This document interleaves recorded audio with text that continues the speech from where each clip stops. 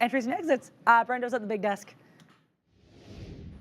Hey guys, yeah, welcome in 2 o'clock on a Monday afternoon here. Some, we'll call it cautious optimism coming back into the market here, back to the upside for both the S&P and the NASDAQ. It is the S&P that's leading the way right now. A lot of strength coming, I'll show you in a second here, but a lot of strength coming from consumer stocks. We didn't see that at all last week, so a bit of a shift as far as what is being bought versus what is being sold. The Big 7, Mag 7, whatever you want to call them, downside in a big way, offsetting basically everything else because they can. Here's Tesla, 1.9% in negative territory. I just noticed starting to bounce here a little bit as well, trying to get back above 239. 240 was the support on the way down here early on this morning, but still about 2% on the afternoon, but trying to bounce. For Tesla, on the other side of the spectrum here, energy stocks in more ways than one, benefiting from a nice rally in oil here this afternoon. 0.6 right now to the upside. It's about to take out highs as well, is crude oil, I should say, not necessarily Oxy taking out highs. Crude oil to the upside right now with 30 minutes to go over in Chicago for the pit session for crude oil. So we'll keep an eye on some of the energy names, obviously some related headlines as far as Oxy was concerned this morning as well. Why can't I see them right now? There they are. Just trying to go green, though, for most of these after a pretty negative start. There's Tesla down 2. As I mentioned, Amazon under pressure, Meta, Google, Microsoft, Apple, and NVDA. That's about all you need to know. Everything else in positive territory. Not huge gains for the rest of the market, but those 7 offsetting basically everything else. So we are positive on the day, but only just for the overall market, as Zadara and Sharif were mentioning. Big couple of days coming up here. Tuesday, CPI, Wednesday, the Fed, and PPI as well. Some more inflation-related data to come. We'll tee that up for you tomorrow as we get into what should be a very interesting couple of days for the overall market. So, yes, we're higher, but it's worth noting on the daily chart here for the S&P, or the SPY anyways. Look at the volume. 2 hours to go. We're very, very light on the volume side of things for the S&P 500, even though it is leading the way. So not a lot of participation here as we head towards Mr. Powell. What will he say? Things, I imagine, in the terms of, I think it's just going to be exactly the same as what we've heard for the past couple of meetings, in that they're going to remain data dependent. They're going to remain hawkish for the most part, and warn everyone they will raise if they have to, and don't tempt them because they will. So anyways, I just saw Berkshire pop up there on a scanner. Yeah, Berkshire up 1% here, so heads up on some of the financial stocks coming in a little bit. All right, let's talk a little bit about what we were discussing if you're with us in the pre-market this morning. Crypto was downside to kick things off this morning, along with Bitcoin and Ethereum. 4+% for BTC, some of the related stocks as we see coming in a little bit to start things off in the pre-market this morning. I mean, we haven't really done a heck of a lot as far as the price action is concerned for crypto stocks or BTC today, guys. But I mean, after the move over the past couple of weeks, to be expected here, a bit of a profit-taking related pullback. Yes, sir. And for the record, if Jerome Powell says, "Don't tempt us," I'll tell you right now, like, I'll buy, he's not going to come here, but I would buy him a beer if he did something like that. I've always thought it would be a heck of a lot more fun if people like Powell or people in that kind of a position of power would just not take themselves as seriously. It gets kind of cool. Like, he's a regular guy. Like, I mean, when they had that protester, he's like, "Close the effing door." Like, it's just, you know what he wants to say. And I'm sure he would say something along those lines. "Don't tempt me. We'll raise again, okay? Like, don't test me. You know what's up." Yeah, that's a scary message. No, it's a little threatening. But that's exactly what they do. That's essentially what he says without saying it anyway. So it's not like it's not like out of the pocket or anything. Like, that's what they do. At the end of the day, he's there to give the market the warning that, hey, if we have to, this is what we're going to have to do and tighten more. But I don't think they're going to. We're not going to get a rate change. Maybe you get some language in there, and maybe there's something about the outlook on the economy in general that I think could definitely matter. Now, as far as Coinbase goes, so I mean, Bitcoin, we kind of went over this, and I'm angry with myself. I'm happy with myself for the longs in the chip names today, but I'm angry with myself over Coinbase. And it's not because of a lack of discipline, because I looked for the short and I stopped it out when it mattered, but I didn't get back in here, and then I took the bottom break and got a nice scalp trade there, then took it again, and just really tight stops, but didn't give it a chance when it started to roll back over. Now, I do not want to fight this after it made a wipeout bottom, but suffice to say, this probably could have been, if traded better, like my best stock. It could have been my best stock today, I think. It failed at 140, and there were some opportunities once it was underneath there to grab some really good short opportunities. Obviously, I didn't. So I'm not going to be terribly happy with it. I adhered to my stops, but I didn't jump back in when I had the chance on this. Down 6%. Not a lot of things were this week. So if you like the short here, there are certainly ways that you could have been very, very profitable. It's a super strong market. The key is at least don't fight the trend. Right? Like, I wasn't trying to long this stock today because it never really set up for one. And it's still a pretty healthy move overall if we're talking about Bitcoin, but pulling up the daily, you are trying to hold 40,000. It's been a big stair step up. This is the biggest declining day that we've seen. I don't think it's rocket science to have been looking for shorts in Coinbase. You could always do better, but you don't want to fight the tape on a day like today. And that's regardless of direction. You didn't want to be going long the crypto names. You didn't want to be shorting, I don't know, any chip name or Macy's. Hand up, that was me. Yeah, I mean, that was partially me as well, shorting AMD a little bit there. But yeah, no, I definitely agree on not fighting the trend here. We are getting that first significant sell since we kind of cracked above that 30 thou, right? That 30 thou kind of an important level looking left, and we got above, start consolidating, and take a look at this. Some strong volume as well. A little bit of the highest volume almost. Kind of we haven't seen this kind of volume come in until some of these breakouts, the 1 through 28, and then the 1 through 30, 31 as well. But a little bit of a strong sell coming off that 45, right? You can't really get to 45. And yeah, we spoke about this in the morning, well within trend on the bigger picture, but that first strong sell kind of coming in does kind of I guess it makes me a little wary there for the longs, and definitely looking a little bit short on some of these related tickers here. Obviously, Mara, Riot, MSTR, and Coinbase, of course, all of them kind of following along in sympathy. We talked about that 15 level and that 16 as well in the morning session there. So kind of a clear trend off of both those prices. Obviously, you don't know where it's really going to head at that 16, but when we come back down into the 15 and reject that as well, a little bit of a trend kind of established there. Similar kind of story with Riot, right? Same kind of a downtrend. Coinbase we talked about already. Similar thing, but not as strong of a sell-off as some of those other names, which kind of makes sense. These guys, again, sympathy with Bitcoin, but they're an exchange in general, right? So I think I don't know. It just hasn't been as affected. And then MSTR is another one that I like to look at as well. A little bit more volatile, I guess. Not really as tame as some of the other ones, but it definitely gives you that range, and a very similar story here. A bit of a flush off that 580 into the 550, and you get that 550 bounce as well, potential. So yeah, definitely some strong opportunities in a lot of these Bitcoin-related tickers today. All right, let's talk about Apple here. We were just discussing the Vision Pro headset to come in the new year at some point. We don't have a date on that, but they are gonna, I was reading today, they are going to update the iPads as well to get rid of the confusion, because there's, I don't know, way too many of them right now and different variants of them, and streamline it a little bit. But yeah, you saw that chart there. That's basically summing up today. So, I mean, Meta the worst off, but if all of these are down 1% plus, it's not going to be a great day.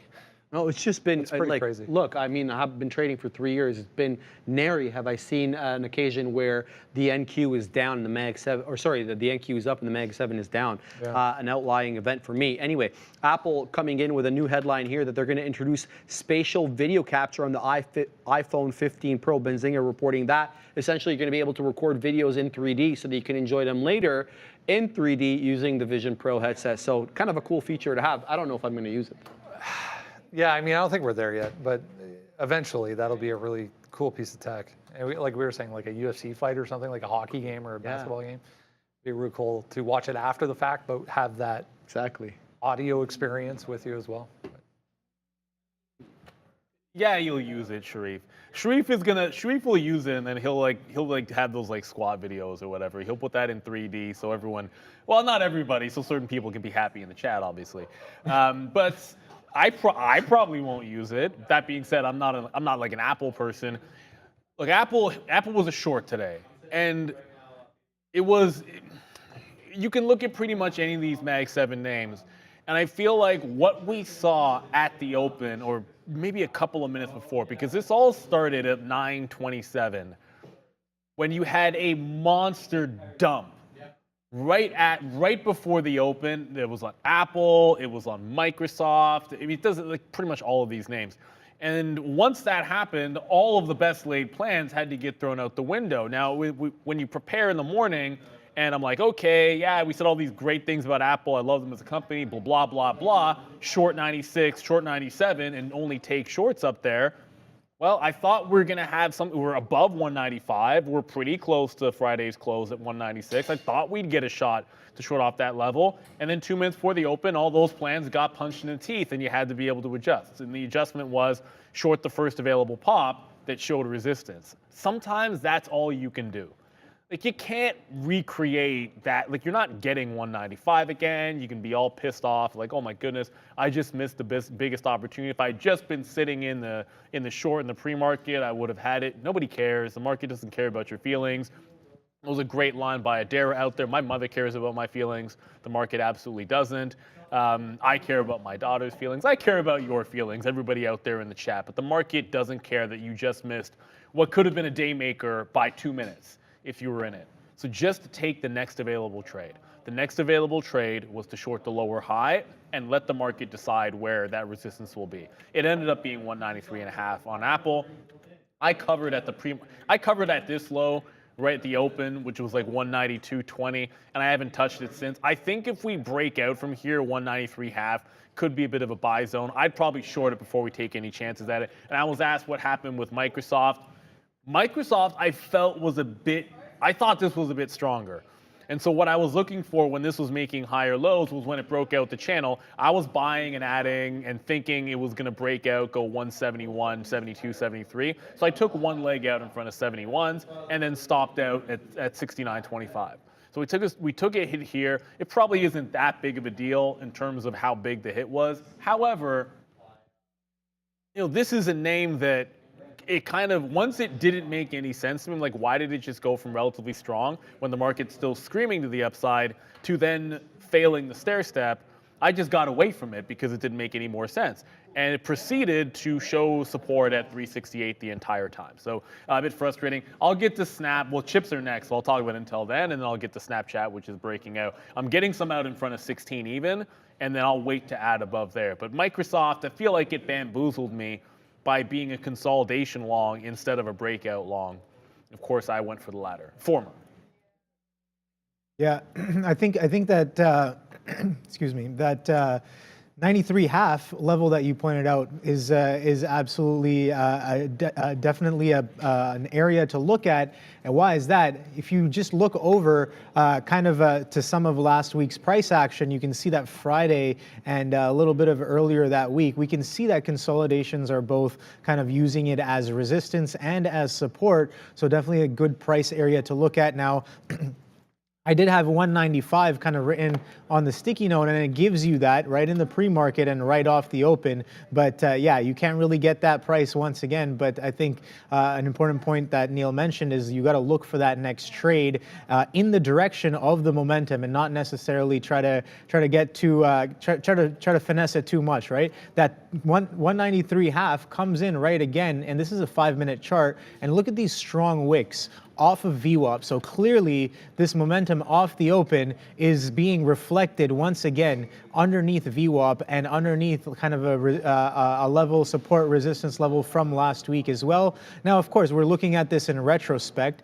and it looks much cleaner, but in order to be able to recognize that right away off the fly, you kind of have to have your homework done already, some of these levels kind of in already, and being patient and realizing that, okay, if that 195 is gone, then I know that if I'm still looking for the short, I can potentially look for it underneath that 193, 193 half. Kind of a similar thing that we were looking at with that 145 on Amazon. We got that kind of pop back up and then flush. So definitely a great area to interact with. But as of right now, the trend has definitely bent after 11:30ish as we've kind of recovered back into this level. But yeah, right there, that we're still underneath that 193 half. So I'm curious to know whether or not some of these sellers are going to step right back in as we are kind of knocking on the door of 193 right now.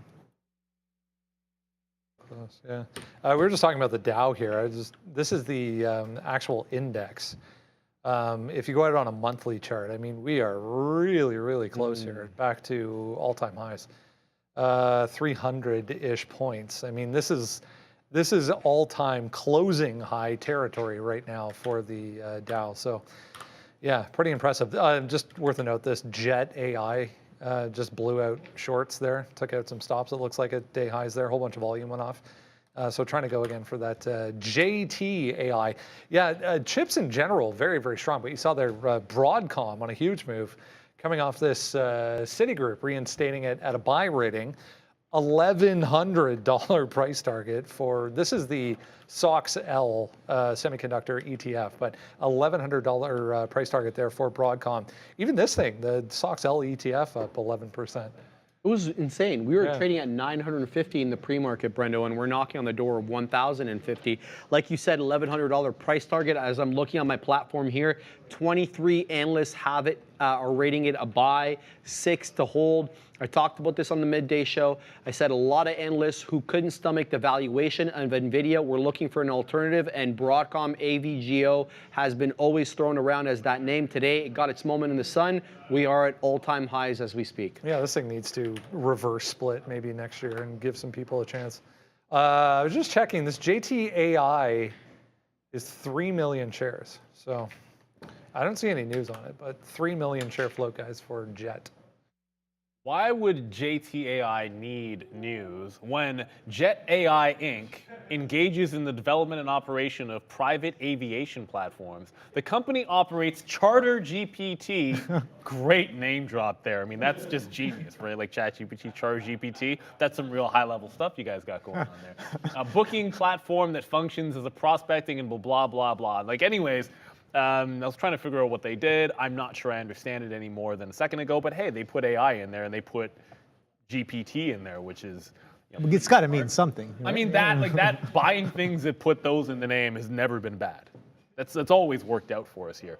A couple of things. Let's go to, I want to get to AMD, but I have to start with Intel because it's moving. Shout out to Frank Jones. I think it's Frank talk. Yeah, Frank's the one saying Intel's going to go further to the downside. Now, that said, I am in a new long, and usually, like, okay, fine. Like, sometimes you could be sitting in here holding an initial long position. Hey, look how deep we are in the money. Not really. In long, I did have a stop out. Hate it. Look, sometimes that's going to happen. Just make the next trade. So, bought a break, bought a dip, and this was right around the 44.3 level. And I'm holding this to 44.4. If it breaks that, then I'm getting out of the trade. Was able to get the move eventually into 44.75 there by simply finding places to add and jump back into the trade. The way I look at it, when day trading a strong stock and it breaks a resistance level and holds above, I want to find multiple places to join the trend. Because I don't think it's successful on the day just because you had a long and it worked. You should have, if you can trade multiple times like a day trader can, then I think you got to be finding other places to get into it and make other trades into the long side. So, you know, Intel has been a good one. Just to go to the higher time frame here for a second, this is the 45 level. It's resistance. It makes all the sense in the world that it could pull back from here. But until it gets under 44.40, I'm holding on to this latest long. And if you wonder, like, yes, I do sort of go out to 15-minute more than I do to 3-minute. That's why most of the trades look a little bit more clean off a 15-minute chart. But Intel's been a good one. The other one was AMD. I'm going to sit here and show you, at the end of the day, you can try to go short AMD 130, 0 for 1. 132, which was my key level, resistance on the daily at 132 on AMD. When we did our morning show in our prep of like 132 resistance on AMD, that's the level, wait for that. Got the short, added, was even scalping some out there, getting 40, 50 cents, all that good stuff, reloaded off the top, but then stop out when it broke away from me. At that point, I am 1 for 3 trading AMD. It then pulls back in. I buy it in front of 133 and go 1 for 4. So now we're 1 for 4, but you know what happens? It goes down to 132. That was our key resistance on the daily. And it held. It holds underneath 132. You see the buying. I joined the buying there. Even if it doesn't matter what you've done on the stock that day, make the next trade. The next trade was that resistance turning into support. It was a buy from there. Worked it for $1.50, so we get it back on AMD. You just need to find that good setup. So Intel and AMD were great longs. I was very late to the party on AMD, but as long as you eventually get there, it should be okay. Just don't make sure you're not showing up when they're closing everything down, man. As long as there's a few, I mean, the keg's not finished, then you can be good to go. But just make sure there's a little something left. And if it's at VWAP and it's trending higher, then you can find yourself back into it. But do not fight the trend. You can have counter trend short ideas. There's nothing wrong with that. Make sure you have an out. And if it breaks a major level that you're like, this is the Alamo, this is the last level I want to take it in front of, then what should you like if that level starts holding in the other direction? Right? If it's a key level, then you should respect it in both directions, especially when it's trending in one way. So I wish I could tell you I was still in AMD. That would be cool, but I don't know if we even get a dip into VWAP again. Yeah, so solid move on some of these semis here. Again, I'm going to start off with Broadcom because that's the one that's doing some ridiculous price action today. We kind of broke through that 1,000 and continuing to go up. But yeah, take a look at some of these other ones as well. NVIDIA not looking like that at all. Now again, we know that NVIDIA is one of the leaders of the market, the Mag 7, definitely the leader of the chip sector there, and a very strong trend to the downside today. So yeah, definitely some semis going short, some semis going long. AMD was definitely one to get long on. We did trade it a little bit there. Now again, this was some aggressive price action there. The trend is definitely to the upside, and I think Neil is definitely right on kind of trying to exercise patience on trading such a strong name. Again, this is something I'm trying to work on right now, right? So it's clearly I have this habit of falling into the counter trend when I miss a good move, and yeah, AMD has been a great long since last week, and it's doing a little bit of a continuation here. So we did kind of attempt to short up here into this 133 because we missed out on this 130, this 129 as well. Both kind of levels that were written down, 130, 129 on the sticky, and then we get involved in and around that 133-ish area here on AMD. But yeah, still kind of trending to the upside there, Neil. Held on to VWAP. Now I was involved in this little piece right here at that 133, and it just quadunked on my face, and I did get a little I got shut down off of that. And Neil spitting out his coffee. So tea, by the way. Sorry, tea. But yeah, it did quote. I got a picture of what happened because I am trading in TMS. Whoa. What's going on? Whoa, hold on. What's going on? Don't say something like phrasing. You can't be like, it quadunked in my face. I got a picture of what just happened.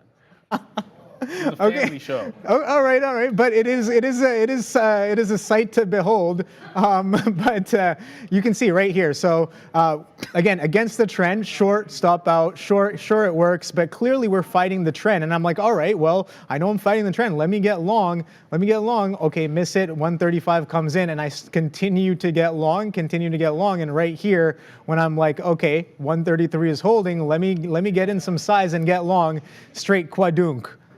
on my face. So yeah, a little bit of fighting the trend there, but yeah, strong selling. I literally capitulated at the top and at the bottom. So got to do some reassessing of bigger picture and kind of following the plan. I think the plan was 129, 130, and when I don't get that price anymore, I think to go back to what Neil was talking about earlier is where can I look for the next trade if I'm like, okay, I wanted to go long 129. I was interested in interacting with 130 as well. Now that price has kind of gone past it, we're clearly above pre-market levels and continuing off of last week's levels. Where can I look for the long instead of being like, okay, well, this has gone up past my levels, now I gotta look for the short.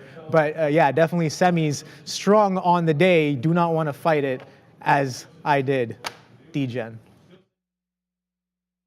All right, a little retail news for you. Well, it was this morning, but this afternoon, we're still seeing some strength here. We were just reading the story on Boeing as well.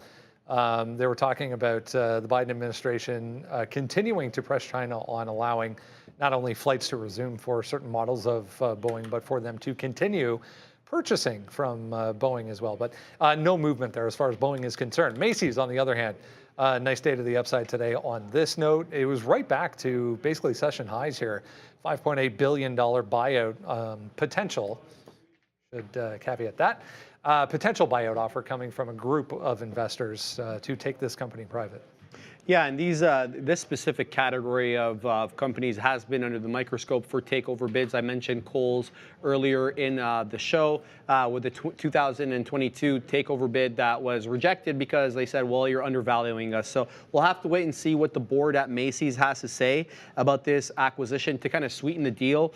Ark House and Brigade Capital have said that after due diligence they could pay a bit more, so kind of helping sweeten the deal with the board a little bit. But well, yeah, good look here. $21 a share is the price, Brendo. Yeah, it held up pretty impressively throughout the day today, guys, for Macy's. Yeah, that's an understatement. Macy's was 14%. What's interesting about it is it's 14% short. Said that about 5 times this morning. I also talked about the fact that they were willing to buy higher about 5 times this morning. Yet you'll know what I did on the stock. So I missed all of the best longs. When this flushed at the open, it can be frustrating when you don't get an opportunity. You don't see this happen very often where you get a wipeout bottom. The company's getting an offer for $21 with a 14% short float and all that news. You tend to think it's going to have some kind of a bid on it, and you would think it would be at the $20 level, but it wiped people out for 50 cents underneath that level and then proceeded to go higher. Now that set me up for, and we left the morning show talking, I talked about the 2050 short. That was actually good into VWAP, but what I wasn't seeing was the long off of that wipeout bottom. Like, okay, that's a really ugly, whatever. That's not even a good trend line, but who cares? You kind of get the idea. It was putting in some higher lows as I got that short. And when that happens, should not reload into higher low. Like, higher lows shorting into the same level is not good. Shorting off a lower high, that makes sense. So that was mistake number 1 on Macy's. Then, one of the things, so I've said this before, but I cannot say this enough. It doesn't matter how many shares you have, you've got to trade the position. So in Macy's, I was short off of 2080. I scaled some out inside of this range. I'm like, yeah, I'll take a little bit more into here. Who cares? I'll just hold through a break of this top because I'm not all in. It doesn't matter. Market doesn't care. Just make a good decision at that point. Now, if I take this out, I'm more likely to be completely patient as it goes into the pre-market high, right?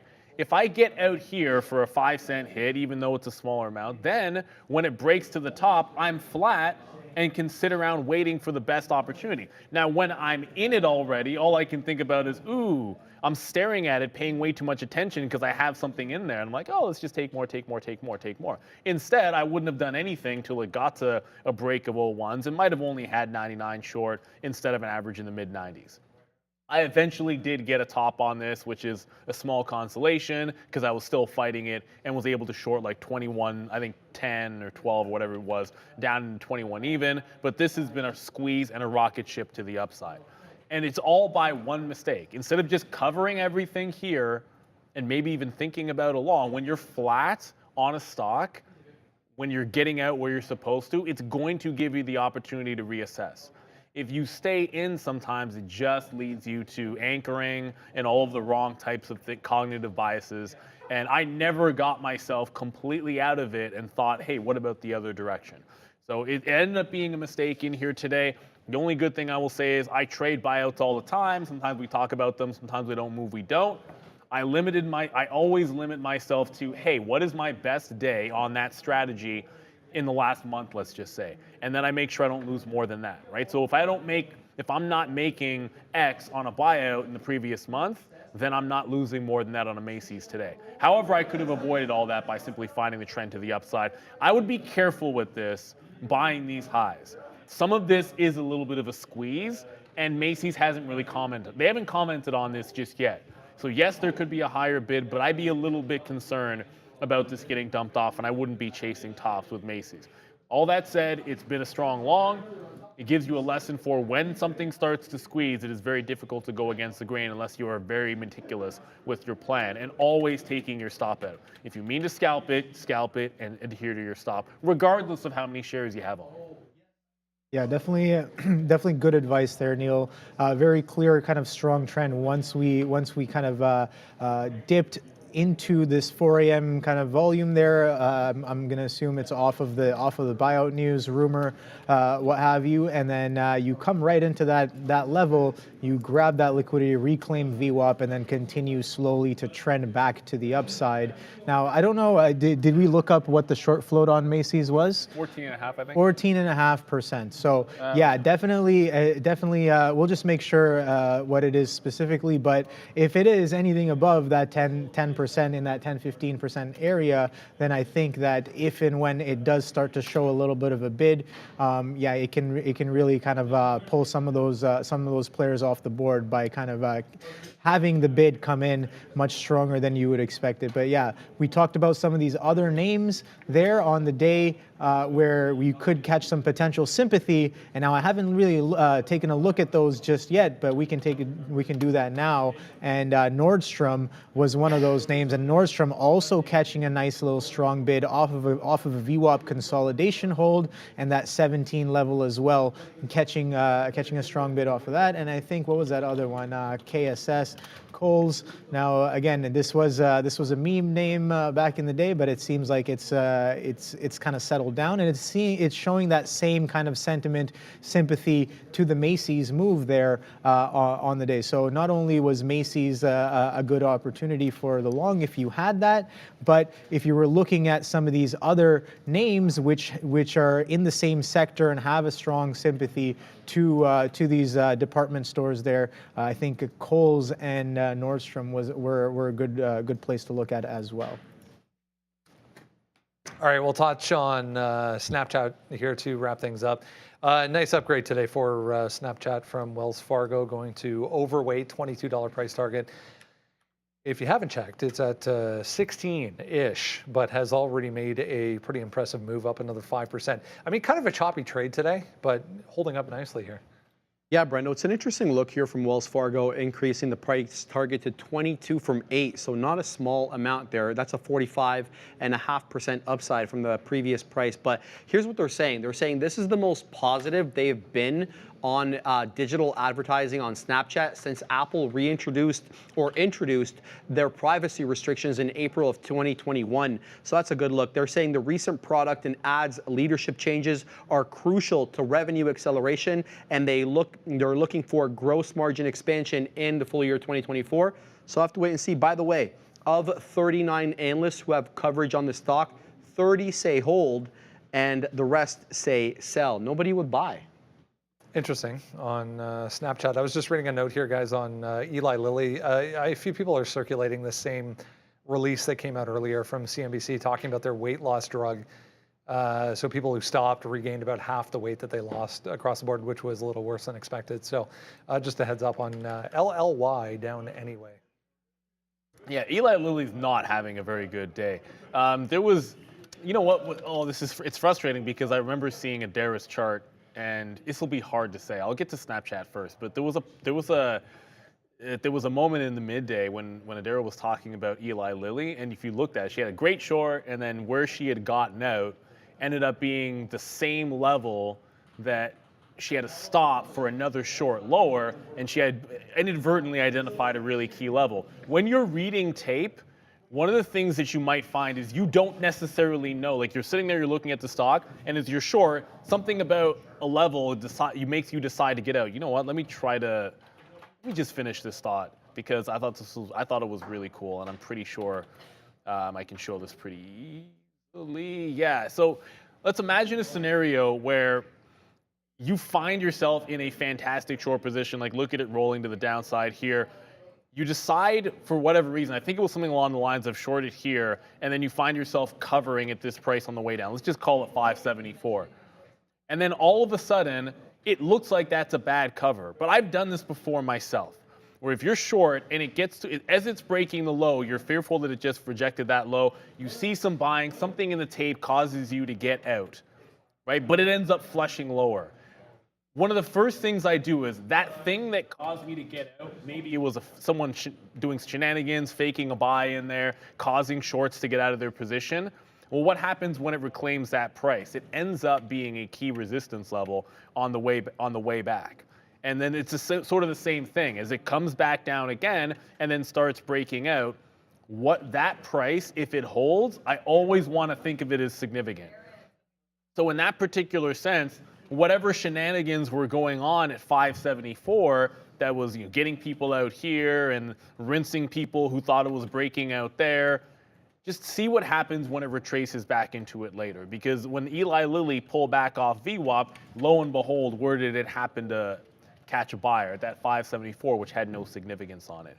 So there are times when you will be trading a stock and you'll just see it get to a level, and maybe it'll paper hands you there, or maybe it'll bamboozle other people and you're not even trading it. But just don't ignore a level like that, because that ends up being a pretty significant level on the way back. Could have got $5 off it to the long side. As for Snapchat, because that's what we're supposed to be talking about here, I'm in it on this break of the high. I thought I'd go long breaking into the 16 level because it's been a strong stock. It gave me the breakout above 90 here. Shout out to Surge Trader there.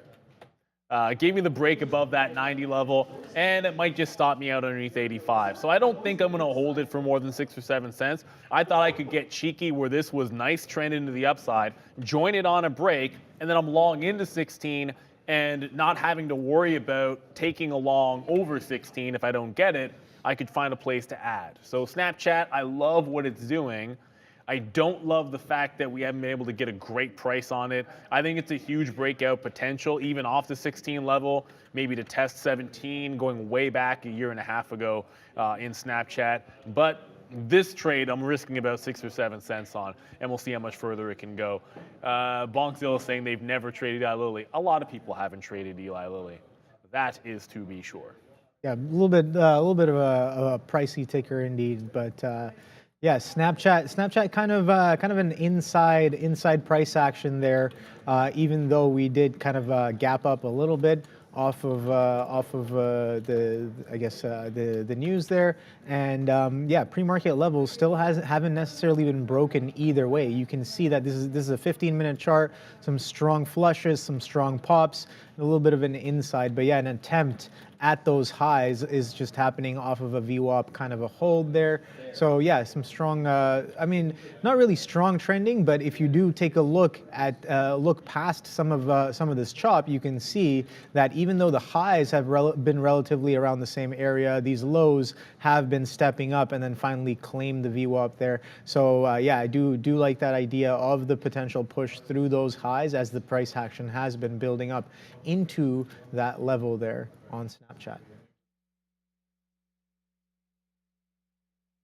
So just one more for you guys, because there's quite a. I've seen Christian in the chat asking about Ford. The first thing I look for, I went to Ford first because I saw a question about it, thoughts on Ford, but and I went to GM, and just quickly because GM's at a pretty big inflection point here. This is 34 resistance on GM. This is the 200 period moving average at 34 on GM. And let's go. This is it failing 34 on Friday, and this is it rolling over on a lower high at the 34 level.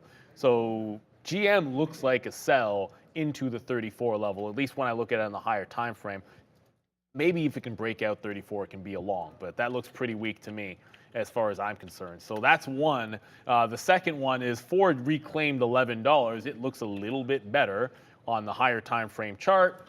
There you go. Like, it's just reclaiming 11, which was a major support level for a very long time. It's just reclaiming the 50 period. So of the two, it looks like Ford's trying to hold a previous support level, which could take it into a move, 12-13, whereas you're getting a rollover on GM. Two very different looking charts. It's weird because Ford is the one that is weaker on the chart, yet setting up like it's trying to stair step it to the upside.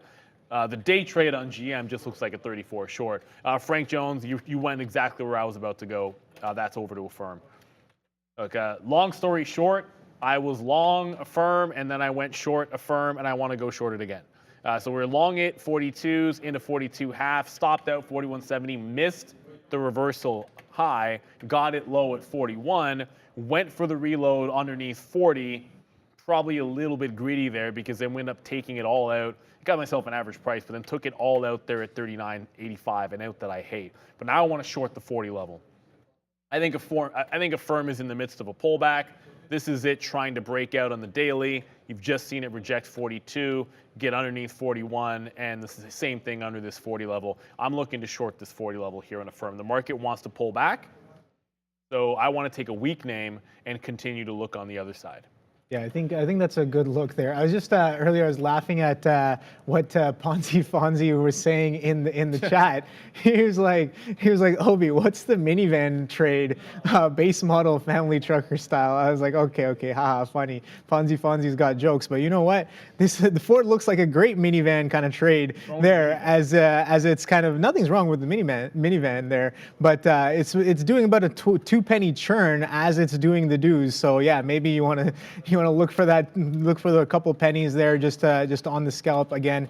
But Ford definitely in a bit of a trend overall as well, kind of off of that 10 level. I know a few weeks ago we were watching that in and around that 10 level, and we have been slowly trending up off of some of those levels. I just want to go back to earnings right here. Yeah, okay, so this was it right here. So earnings comes in, and then take a look at this $10 level, consolidation right underneath it, consolidation on the break above and hold, and then you get that slow and steady kind of higher low, higher low, higher low, kind of recovering back into this earnings reaction high on day one. Take a look at that. Some strong selling coming in off of this 11, just above this 11 level, and as of right now, price is right there, give or take a few pennies, just underneath that earnings reaction kind of consolidation high on earnings day one since we've been bidding up. So yeah, some decent look there on some of these vehicle makers there. So now again, I did kind of capitulate myself on the AMD. So we are in TMS mode again. So we will be taking some good reps. That's the goal here. Trying to look for trend following. So clearly, I keep getting slapped around doing the counter trend. So as of right now, regardless of what I think right now I'm going to try to look for things that are trending, whether that's a 15-minute or a 20-minute trend or a 30-minute trend, or even like a bigger picture if it's still holding the trend from the open. So I'm going to try to look for those tickers there, and I'm going to try to get in the direction of those tickers. So just a practice of that, of those reps, because clearly I have a problem whenever I hit the counter, and I think Neil covered it very well, anchoring bias. Right? If you're still in that position and you still want to kind of counter the trade because you missed it, whatever, or you like a price, or you're even anchored to the position because you got short here and it's shown you multiple reasons to buy, multiple reasons to get out, but you're still mentally anchored to that short decision. And I think that's kind of a big part of the problem that I've been having as of recent. Getting flat gives perspective. Yeah, exactly. Getting flat gets perspective. So I definitely agree with that, Neil. Again, you kind of open up your mind. You're not really anchored. You're free to think, right? You're not really attached to a position when you're flat. So I think a good kind of practice might be if one realizing that you're counter trend. And even though counter trend is a valid trade, but if it starts to give you enough reasons to go the other way, you have to kind of I think I have to come up with some sort of system just to get flat and then reassess. Now, if I still like the counter trend at that point, then yeah, sure, I can get right back in. But kind of preserving the mental, I think, is what that goes towards, right? Big time. I think I mean, it's easy to say this, but it's not always easy in practice. Just if you haven't out a specific reason for every single trade and every single setup that has an out with it, well, then you have to have pretty specific reasons to get back in. So it could be, I'm going to use an example here. So Intel, I'm using a previous resistance level like this 4430. And because buyers showed up there off of that support, I'm like, okay, I was trailing that level, but it's in an upward trend, so I'll give it a chance to sort of load back in, not load back in, but get back in with a relatively tight stop. If it breaks 4430, I'm getting out. Now, it doesn't mean there's no chance I wouldn't go long again. So what are the situations in which I would go long? Well, it could bounce off VWAP in 4420. I could look for a long there. It could wick me out and then immediately have buyers step in at 4425, come right back above the 30 level and set me up for a long in the mid 30s to 40s again. Those two things could happen.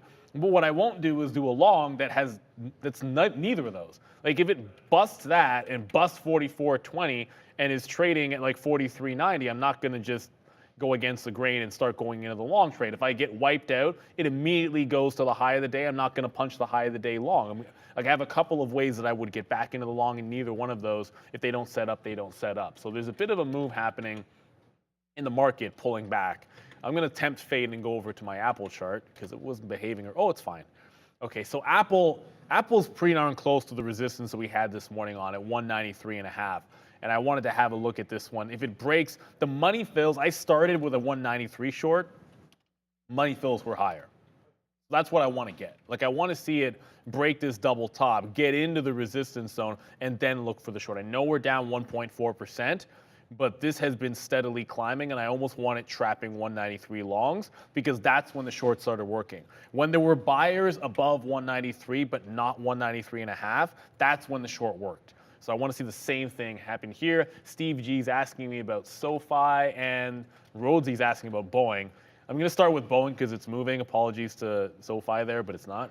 Boeing might be dropping, but it is still holding above VWAP, still has a pretty decent trend to the upside, 246. Each time it fell into it, the buyers have come into 246 and propped that bad boy up. And if you look at the daily, it's actually valid to 243 on the daily chart. So it's got a nice bull flag. 43 is a higher level resistance support level, and then you have 246 showing support. So if it can still bounce higher. I don't know that I'd be thinking short unless it broke down the 246 level. And as for SoFi, great look there, Steve G. I like SoFi. I own it in my personal account. I think it's doing a pretty good job consolidating off the 790 level. At this point, it just needs some reason to go higher, a catalyst, maybe just a technical break above 850. But it's breaking the trend and then holding support here at 790, which I'm not going to leave I'm going to leave it all in here until it either takes out the top or stops giving you the long off the 790 level. But this feels more like a swing setup where you can hold it either to the 50 or the 200 period more than a day trade. Because unless you're taking 10, 15 cents, I don't know. It's not giving you much of anything other than that. So I think you stick to that, and then don't worry about the big day trade until you see it in some uncharted territories. Maybe it's a short failing 790.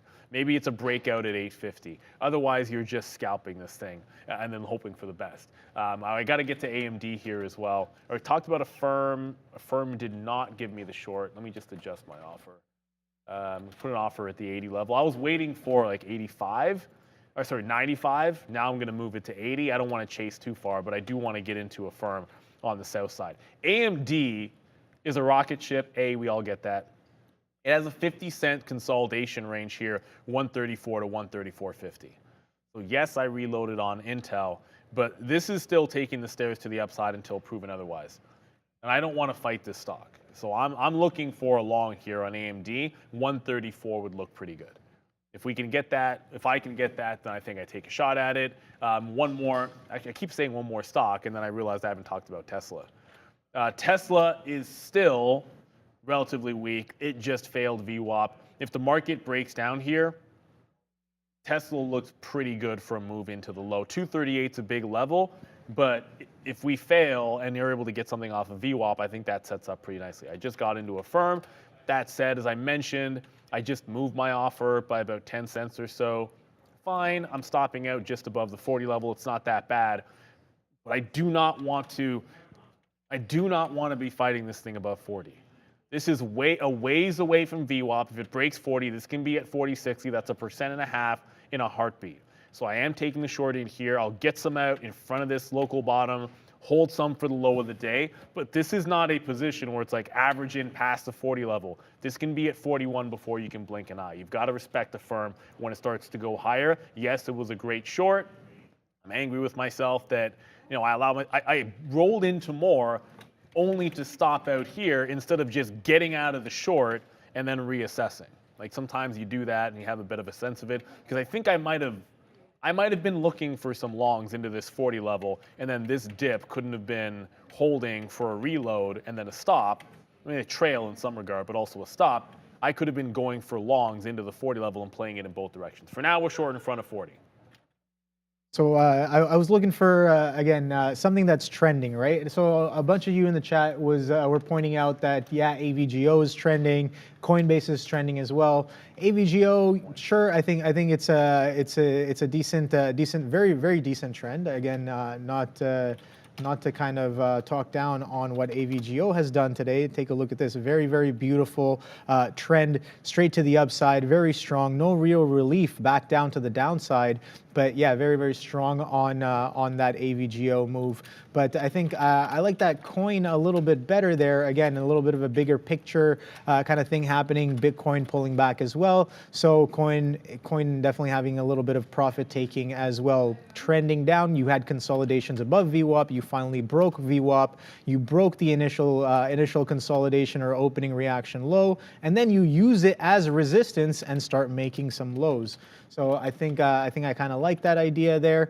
And again, I think this is a good one to exercise that trend, I guess, trend following rep that I'm trying to do here, as I explained a little earlier there. So I do have an order in potentially just to kind of catch this move if it does come up and start to fail back down. But you can see that we are kind of making these lower highs, lower lows, and the only thing of concern right now for me is just this low right here. You had that strong sell that was picked up a little bit higher relative to this low on that 136. So we'll let that one kind of happen. And yeah, that's again trying to get with the trend, which the trend right now has been to the downside there into that 136-ish area on Coinbase. So yeah, AVGO as well. I guess we can take a couple shots at that one. Again, this is not something I would normally trade. I'm only gonna touch it because I am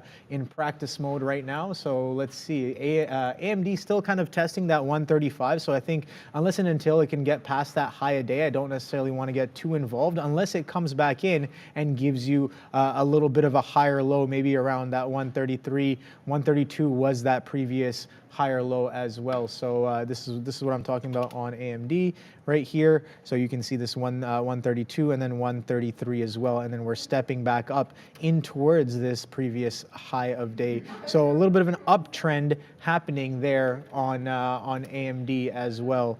Okay, so AVGO, let me pull that up here on one of my charts so we can take a quick look at this ticker here. Yeah, $1,032. So not something I definitely normally would not trade, but yeah, I think a part of would you agree that part of getting better is getting a little uncomfortable with the type of tickers that you're comfortable with trading? Well, I think you're always trying new things, but you don't want to. Oh, whoops, sorry. I was just going over some levels myself on a different stocks just now. So this is nothing to do with Obi's question. I was looking at Zoom. But yeah, you do want to get out of your comfort zone. However, when you're getting those reps in, I think especially when anyone that leaves when they're shut down, it's like, nah, you're trying to get better. If you're trying to get better, just continue to watch the stocks and watch the tape. But I think you want to try to focus on, okay, well, what are the ideas that I am working on refining? So if you're trying to refine big cap tech, then watch big cap tech and trade that in sim. Yeah. If you're just looking at the chips that are hot right now, I want to get into the chips that are hot, and that's what I'm looking at tomorrow, then by all means, AVGO for sure. Right. You know, but you don't just go into, you never want to go into sim and paper trade stuff that you're not going to take to live. Like every rep matters, like practice like it matters. Yeah. Like show me any great player or, you know, athlete, mental athlete, whatever it is, and they take practice very seriously. Like whether the shot means absolutely nothing or whether it means everything, trust me, like when they practice like they mean it. And all of the best athletes that I've ever been around are exactly the same way. You should always see their mentality in practice. Like it's just, and just, you know, I'm not saying don't trade AVGO because the chips are the right place, to be sure. And speaking of the chips being the right place, did we just go a long time without talking about NVIDIA? Like not the entire day. Well, we didn't. No, we talked about NVIDIA. Did we talk about it in the afternoon? That was it's on the watch list. Okay, but I didn't. So when we talked about this more like in the afternoon show. Like I was like, yeah, Intel. I think I talked a little bit about it in AMD. This morning I was trading ARM instead as well. But NVIDIA, this might be stair-step upside here. NVIDIA resistance 465 support. Now trying to hold VWAP at 465. This looks pretty decent. I love resistance turning into support. That is one of the most simplistic patterns and setups that you can find. And yes, we reloaded Intel. I'm going to get some out if it gets past 50. But I'm kind of liking what I see from NVIDIA here. The problem would be, A, the futures are trying to roll over. B, of course, it's a relatively weak stock. The other thing you can look at if you're trading any of these is have a quick look at SOXL, which is sort of failing its breakout of the high of the day and potentially rolling back over. So this pulls a VWAP pull. If this pulls back into VWAP on SOXL, NVIDIA is probably breaking VWAP, but you can go for some tight stop longs as well there. And the other one, shout out to Frank Jones again. I feel like we're shouting you out a lot. Frank Jones. But Micron is pulling back. So you're getting a lot of names that were holding this market to the upside, showing all kinds of strength for us out there, hit enter a third time, and are pulling right back into support levels. Now, obviously, like you could try, this is resistance into support on Micron at 78. You're seeing the same thing happen on NVIDIA. I'm seeing the exact same, not the exact same thing, but a similar thing happen over here on Intel, where it's pulling back into a previous big level. So you pick one and rip it. Like I'm just pointing out that NVIDIA is showing you the same trade, but I don't necessarily think I need to double or triple down by adding this one to the quiver, by adding NVIDIA to the quiver. I can always just take, if I liked NVIDIA more than Intel, I could certainly get out of Intel and add NVIDIA, but they're all seemingly breaking down at a key price level. There's no need to double or triple down on these names as we sit here. So I think the market has a decent chance of pulling back, maybe at least another 30, 40 points into 16.4. But that doesn't necessarily mean I'm not looking for some long opportunities. I might decide to add to a firm. I haven't really gotten to that point yet. Apple, I guess if I was a little more aggressive, I'd already be in Apple. I'm waiting for money fills over 193, and 193 is holding on Apple. I'll zoom it in so you can't because of that wick. So 193 is holding. I'm looking for fills above 193, as we mentioned, because of where it was winning earlier today. But I might just try to scalp it. If I see it fail 193 even again, I might take some scalp trades. But I am looking for the fills over 193 to fade. Yeah, so I think okay. So I agree with your point there. If I'm going to be practicing, then AVGO might not be the best case scenario because I normally would not trade that. So I think definitely going to be following that advice there. So I pulled up. Guess what ticker I pulled up? Amazon. Yes. So I'm like, okay, a little bit of a trend here, but I want you guys to let me know in the chat. I know you guys have been doing the whole midday session there with how to trade, and I think trends were a little bit early on in that session there.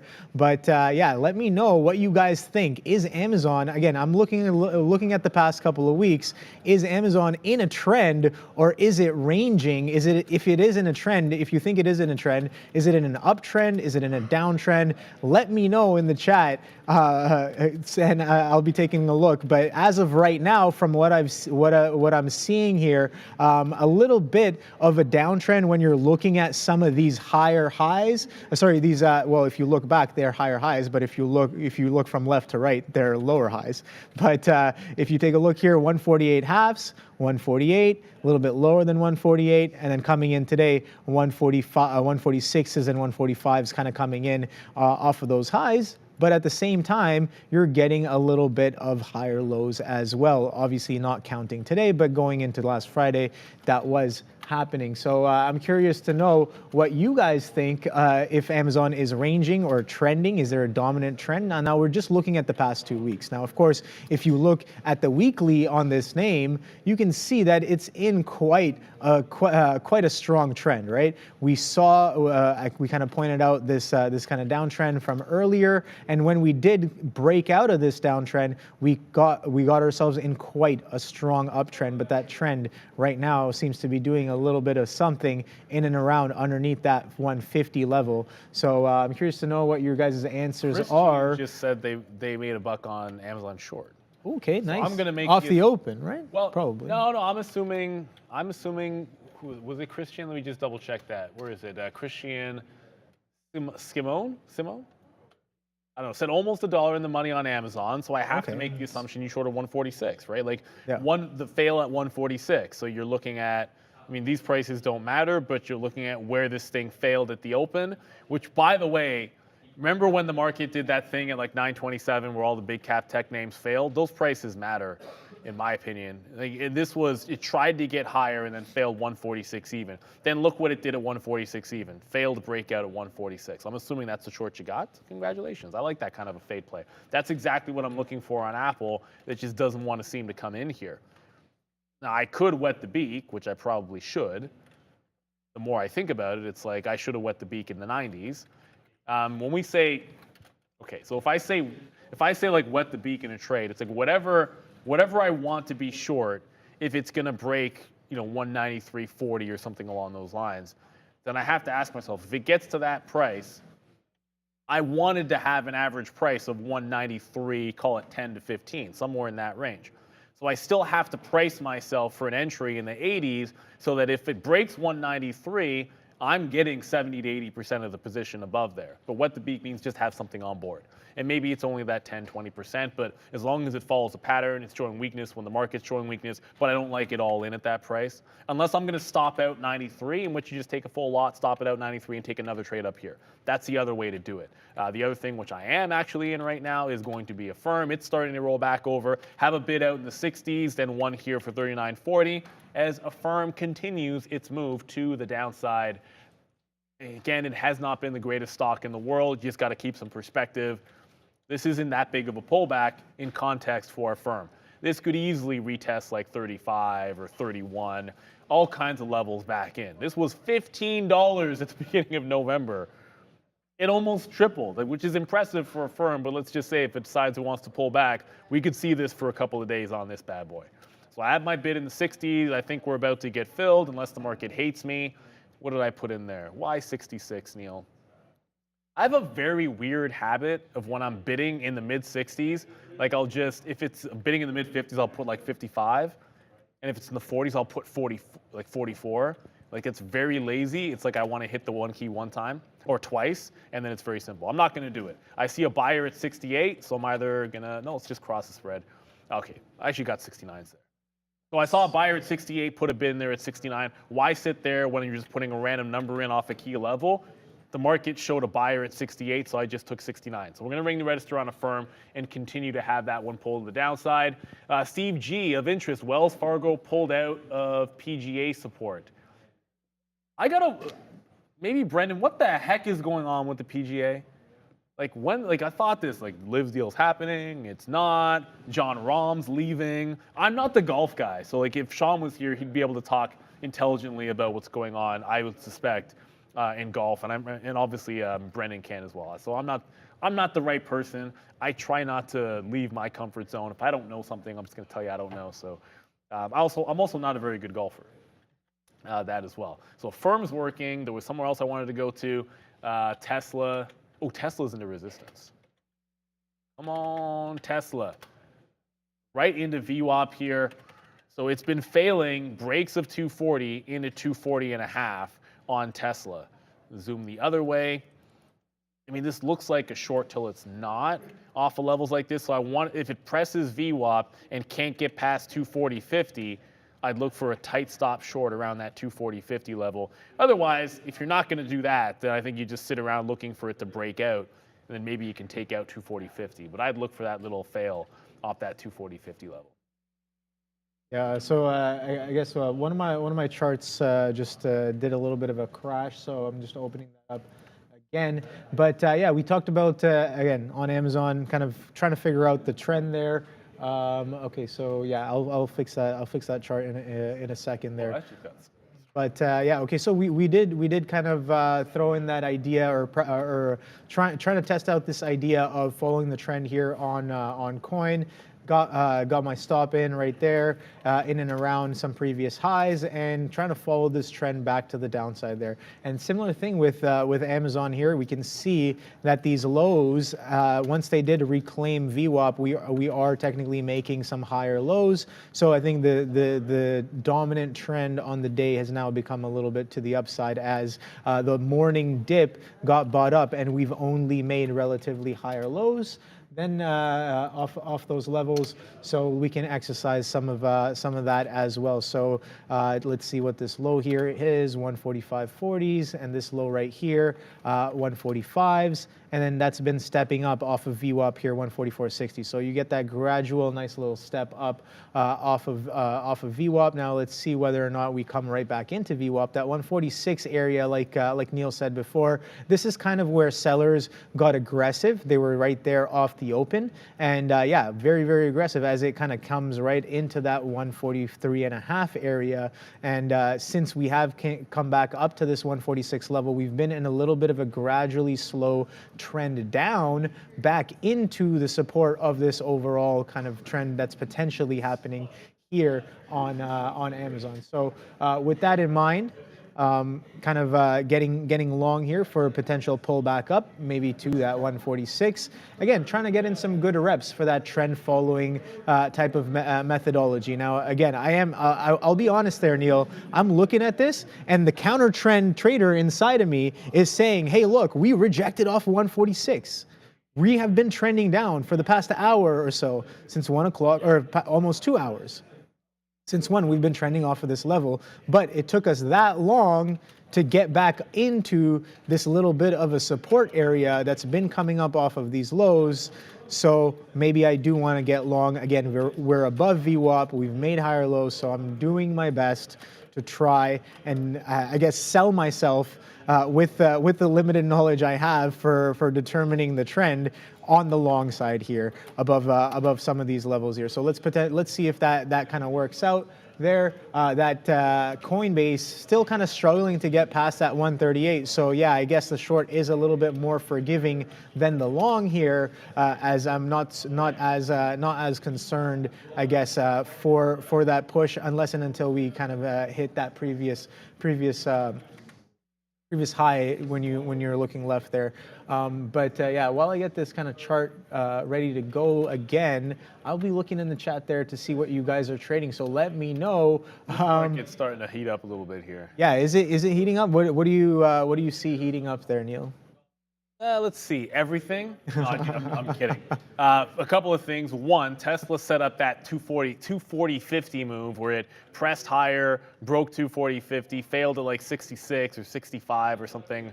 I don't know, it was within 1 cent of that. I got into it right under that 50 at 47. I'm looking for a 240 in VWAP, or we're going to get instant stopped out. The other thing that happened, Tesla, okay, no, it didn't run the stops. Double check when I stops in, okay. So I'm risking about 20 cents on Tesla, which is a tight stop, but that's fine. The other thing that happened was AMD 134. So you set up a bunch of things. We're like, okay, we like AMD dips into 134. It dipped, held 134. I got 10s. The problem with AMD, someone pointed out, what are you going to do with AMD? It's at these massive highs. Well, I'll tell you what you do. Long there into here. So that's 134.50. If it makes a move a couple of cents higher, I'm getting out into that high. If it breaks out the top, maybe look for another long. I don't know, but it's showing me now there's sellers at 40s. Yeah, we just got out 39. So the second there's sellers at 40, of course that's what happened. There was sellers at 40. I jump in at 39 and then immediately goes to 42. It doesn't matter, just a couple of cents there. But went for the dip buy on AMD, the 134. I tried to add but didn't get it. But scalp trading there looking for the dip buy. Apple also came into the upside there into that 193. I got 89s. So someone asked what the wicks are. I got dark pool prints coming all over the on my charts all over the place. It's just like 195 up there, 182. They are late reported prints, sometimes from overnight. It's a pain in the butt. I can get rid of them, but in the moment I don't necessarily want to do anything that'll crash the chart. So I'm just going to hold on.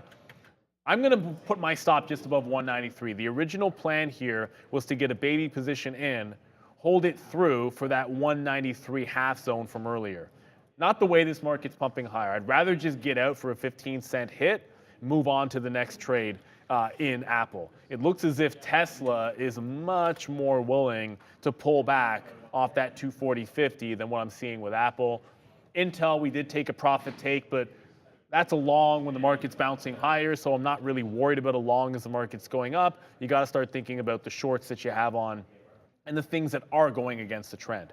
So Tesla just popped into the 20s. I want 40 even if I can even get that.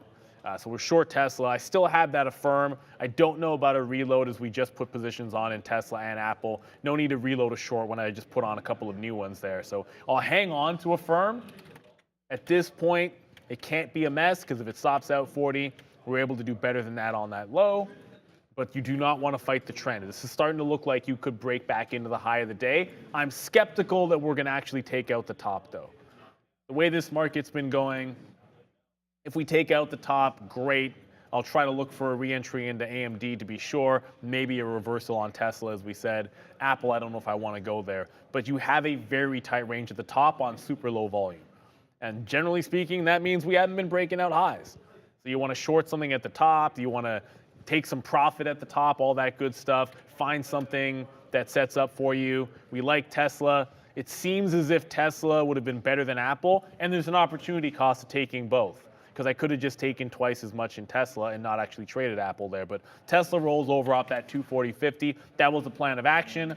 Wait for it to get to this level, look for the false breakout, and then the dip trade. I'm out if it gets down into 239 on Tesla. Yeah, I think somebody's asking here, is there any way to actually fix and remove dark pool prints from official charts? You can if you provide. You can right click it and get rid of it. You can individually kind of edit some of those wicks out of the way there.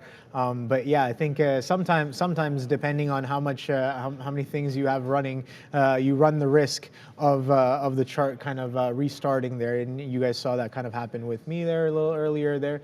Yeah, so something we haven't done today is check out some of the largest volume gainers on the day there. So I did run some scans in the morning, and I guess I found a few names to trade off of those scans here. Again, kind of ARM, Uber, and Coin, all interesting kind of tickers with some of the moves that we've been having on the day. But again, coming into the later end of the day, now we are about 15 minutes into Power Hour. I do want to check out what is doing the most volume on the day and what they've done so far. So potential for, again, coming up with ideas for tomorrow or going into the rest of the week on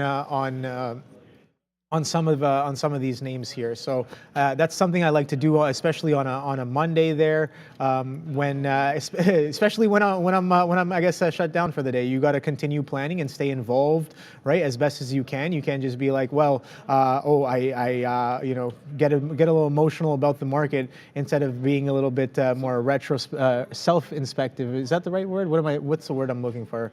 Not retrospect, but you got to be more self-aware and kind of get back into the flow of, okay, the next trade, what's the next trade, right? Yeah, we make mistakes. We get shut down. Obviously, we're trying not to do that as often. I got a question for you. What's going on? Okay, so you had a chart of a firm up there. Yes. I'm not just saying this because I'm shorted in front of the 40 level. What would you do right now in a firm?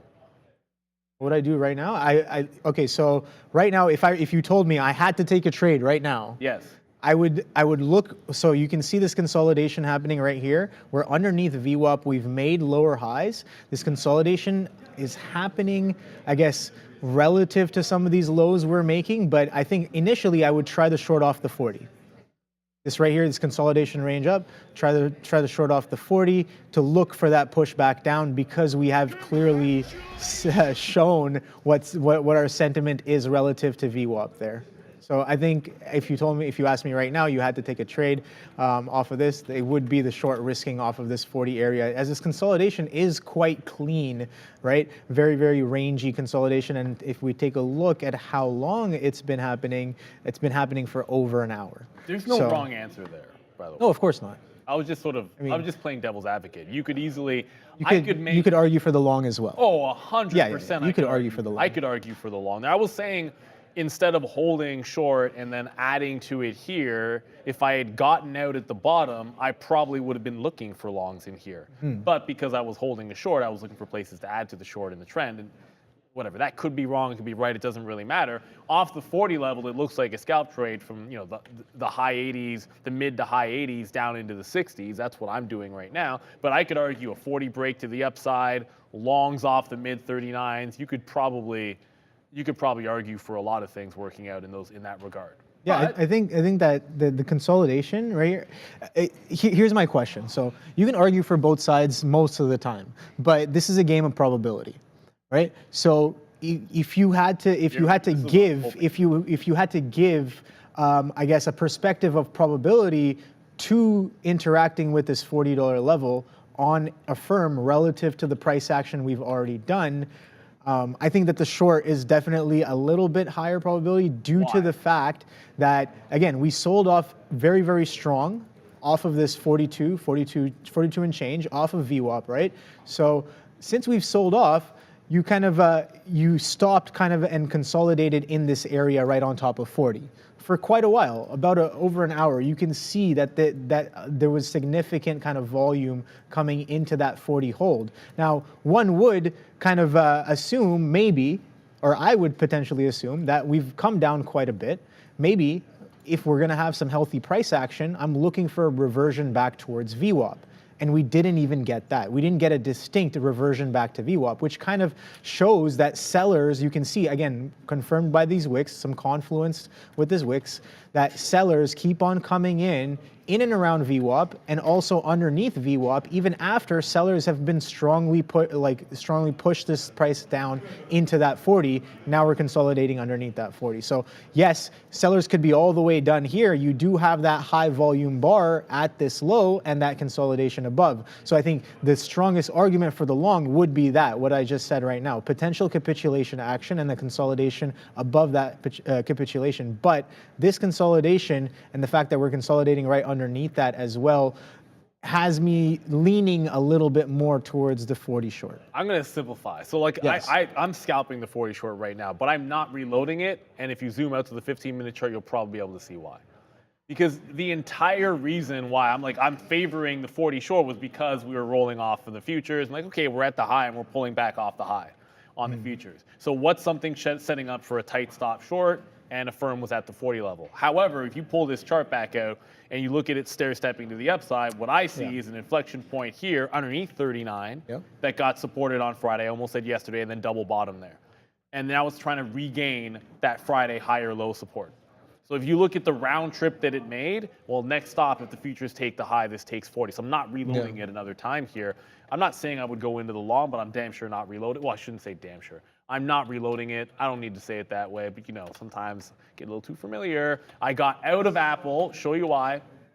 Okay, these wicks are still, I did get rid of the wick. It just came right back. Sometimes that happens. I got out that 193. I'll wait for the 193 half like I said I would the next time through. Tesla, we took profit. Looked to get even better as it looked like it was getting down into the low 239s. And then we just popped right back up into the high. Now I'm going to leave the stop in there. I am giving it a little bit past that 240.50 level, so it's about 20 cents worth of risk. It can't be a loser at this point, but I don't need to reload this necessarily with the strength that we're seeing in the overall market. And AMD is the other one. Rang the register on AMD. It has not dipped since. Just a quick little scalp trade, 134 into 134.5. unless it's going to take out the high and make a run at 135 even, the trade for me is to wait for 134 to come back into play. The market is certainly going to be strong. Brian Mathos saying Palantir about the tank. You know, I don't know because I haven't looked at it, but Palantir is usually a good mover. That's a weak stock. I don't know that you could say it's about the tank. But with all that said, 50 period, look at it, try to get back above the 50 period today. It failed a break of $18. It's it's just barely above Friday's close. So this would be something, like that's a potential for a tank if it goes red, no question about it. I don't know that you can say it's about the tank. That's a stock that could tank if it goes red because there's no support until 17.5 and then 17 even. So yes, failed a break of 18, could stair step to the downside. You only got 40 minutes left, so I think tank is a bit harsh. But what I will do is I have Palantir on I had no trade since 17 already held. So my iPad, next to Palantir, because I always leave it up because it's a stock I look at regularly, I will simply type in 17, 75, and 18. And that just tells me that if it sets up for a short off those levels tomorrow, I'd look for it.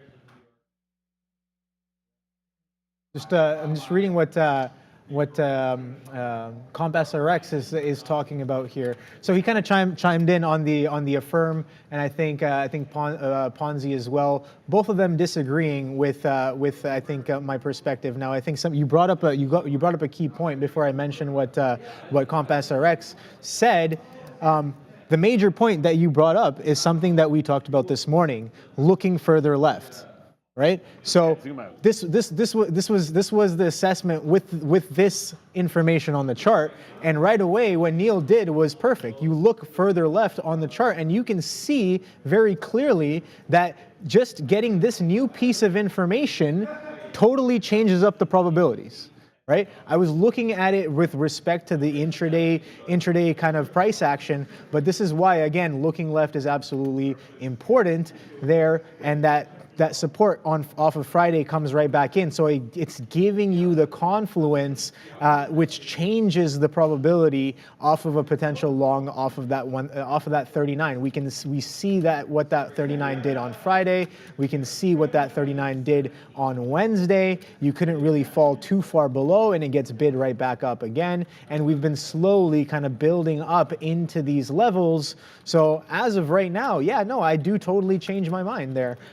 Looking at the bigger picture, it does look like this 39 could hold a decent support there if we still continue to respect this. But again, we are a little late to the party for taking the trade off the 39, as I guess the proper area would be to have waited for it to come in and see what we do with Friday's low, and we were looking for a little bit of relief, and that's kind of what we got, the long off that 39 into that 40 test. And going back to CompSRX, he said you've left out one piece, Obi. He's saying that Affirm has entered into the financials sentiment. JPM needs to finish upside and can lift Affirm with it into the close and off the CPI print tomorrow. Now, that's a little bit more complicated than I think. Now, I don't know if you can speak on that there, Neil, but I think he's saying that, again, Affirm being a payment company is linked a little bit to the sentiment of JPM. Now, CompSRX, correct me if I'm wrong here. Again, I'm still learning this, but he's saying that if JPM kind of pulls into the close and maybe off of sentiment of tomorrow's CPI or going into tomorrow's CPI, that can have an effect on Affirm. Now, I haven't really measured that sentiment or whatever, but okay. Here's the thing. I went to school for economics, and in another life, maybe I'd be an analyst. It's entirely possible. I thought I had a little bit of a talent for bigger picture and like that kind of thinking. So, and I was one of those, like what I loved about economics is I found that I could go in there and just sort of intuitively understand a lot of it, and that's why it kind of made sense for me. However, when it comes to Affirm, it's all fun discussion. I think a lot of it's valuable to have that kind of a perspective. But the easier way to think about this for a day trader is sellers in the high 90s into 40, buyers at 39.60. Short the top. If you like the long, long the bottom. If you like the short, short the top. And then just sort of make money inside. Just do that. That's the easiest thing to do. If you have a bias and hold on to a piece, like if you like the long and you have a bias for it and something gives you extra confidence, and go long in the 39, 50s, and 60s and hold some for the break of 40.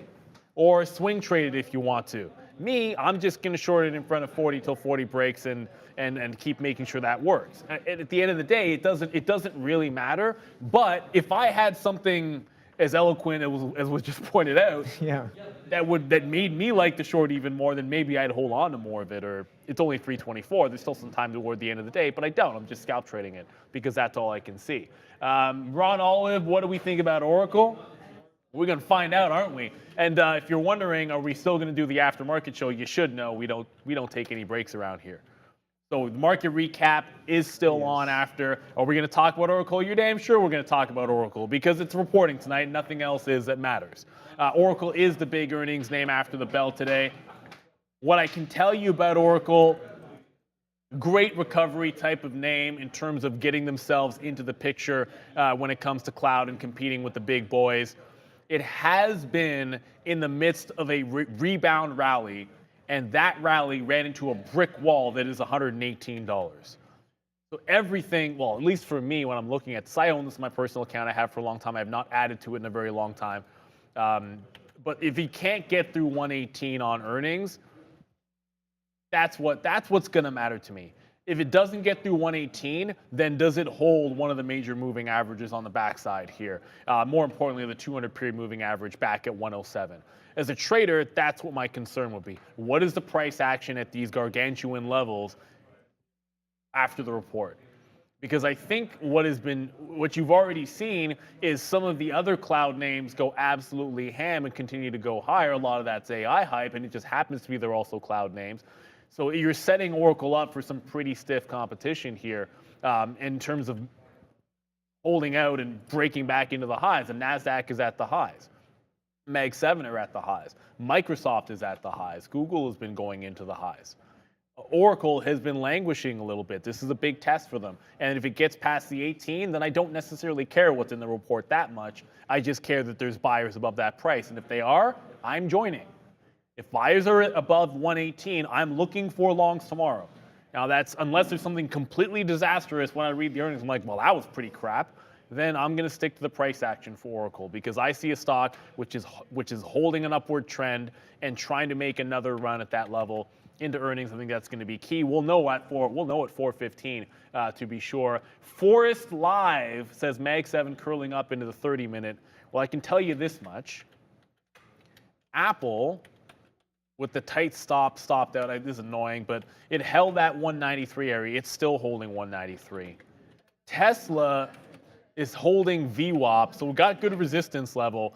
But if this bounces VWAP now, then it's bouncing higher low into the same high, and I get out of Dodge in the 20s. But it's looking like it's okay. Tesla's still weak here.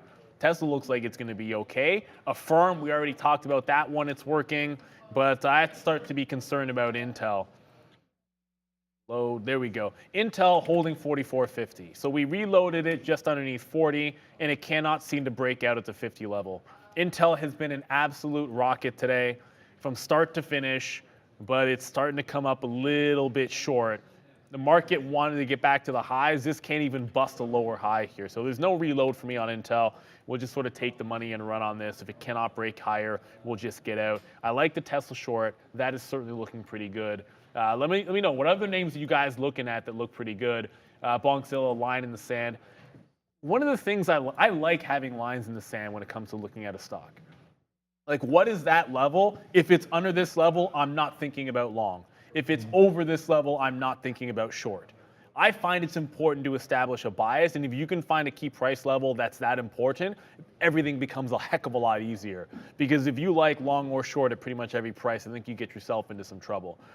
We talked about this over and over again with regards to having a bias, whether it's good or bad. Like for me on Intel, I didn't have a plan to trade Intel this morning.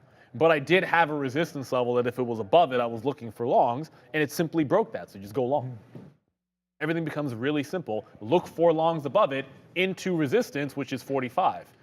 There's 45. Probably could have shorted it, but, you know, is what it is. We didn't do it, so we're here. And that's the other thing. Like you do what you got to make the best read available. I can look back all I want and say I should have shorted it when it failed in front of 45, but it only got to 44.73. So what are you going to do? Like I guess that would have been a better short than waiting around for the dip buy, but I didn't do it, so it doesn't matter. You got to stick with what your plan is, whatever it happens to be. I'm pretty long biased on Intel today, as you can obviously tell. It might not work that great in the afternoon, but you can still get a small win out of it. Tesla. I know, I was just talking about it, but yeah, when the market starts coming back in, where's my level of concern there, soul runner for life? My concern is the long that I'm holding. The short's working, right? Like that's the thing I'm not worried about. It's the long that I'm in that I'm going to be concerned about in that moment as we get to 330. So Tesla looks pretty good. I'm still covering at 239. I trade how I trade, and when it shows me a range, I try to take that range. That could mean if it bounces off here, I look for an exit point. If it just runs right into 239, I get that and look for another trade. The early look on the imbalances should be coming any second now. If you guys get it faster than I do, let me know. I'm just sort of looking at our source for it. I haven't seen anything come through yet. Where is it? Yeah, it's not there just yet. So we'll let you guys know. I haven't seen the early look yet on the imbalances. We got about 20 minutes till they become official. Usually we'll get an early look, and I'm not seeing anything there. Come on, Tesla. Get to at least the 50 level. Give me a break. Let me just double check here. Individual early look, General Motors stands out, 4 million to buy. That's just an early look on GM. That's weird. That's not bad.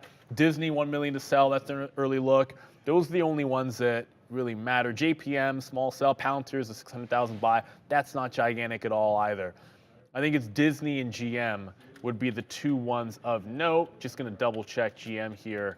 Is that actually doing anything off the early look? People are saying 556 million to buy. That's Okay, yeah, I see 586 million. Yeah, so sorry, yeah, 586. That's what I meant. Yeah, 586. Yeah, 586 to buy. Yeah, Neil, I like what you were saying before about like keeping it simple and just looking for pivot points and like points where I want to make the decision that like, okay, I'm only going to go this way if price reacts like this relative to that. So like again, if then statements off of pivot points. I like that. And again, I was looking around and I found a decent example of where you can kind of, where we saw that today. Again, similar kind of story here as I forget, I think it was Apple earlier we were talking about strong selling off the open, and take a look at that retest of VWAP, and you can see that there's clearly sellers underneath this 470 level, which happens to be kind of a low of pre-market as well, and Friday's consolidation low as well. So there's clearly sellers in the morning session, right? So whether or not you're getting involved there, it's very clear when this consolidation breaks that sellers were dominant off of the 470, at least for the intraday move, right? So when we come right back up and kind of consolidate, kind of churn back up into this 470, and I'm seeing that, again, this is all in retrospect, but I think it's a good example of where you can potentially observe sellers stepping back in at a place where they were present earlier in the day. So they were present earlier in the day underneath 470 and took it all the way down into that 460. And when price slowly kind of melts back up into that 470 area, you can barely get there, and it starts to get a little bit heavy right back into VWAP. Now, sure, I don't think you can expect a quadunk back down to what these lows were, but I think even a little bit of a pullback you can expect, you can look for with a decent probability if they were aggressive in the morning. And this is a great example of those 470 sellers on NVIDIA kind of coming right back in mid to late end of the day there around 2 p.m. where this selling, you make lower highs, and it comes right back into VWAP. So a potential for being patient and assessing where buyers and sellers are on the day, and then getting involved if and when they show up again. Maybe that's a lot more of what I should be doing there, Neil. I think tomorrow is another day for sure where we can be practicing. Tomorrow's always another day. I'm out of Tesla. The market just made a bit of a right-hand turn. Now, part of this is the time of day. Could have paper hands that one. Why do I like a firm short more than I like Tesla short?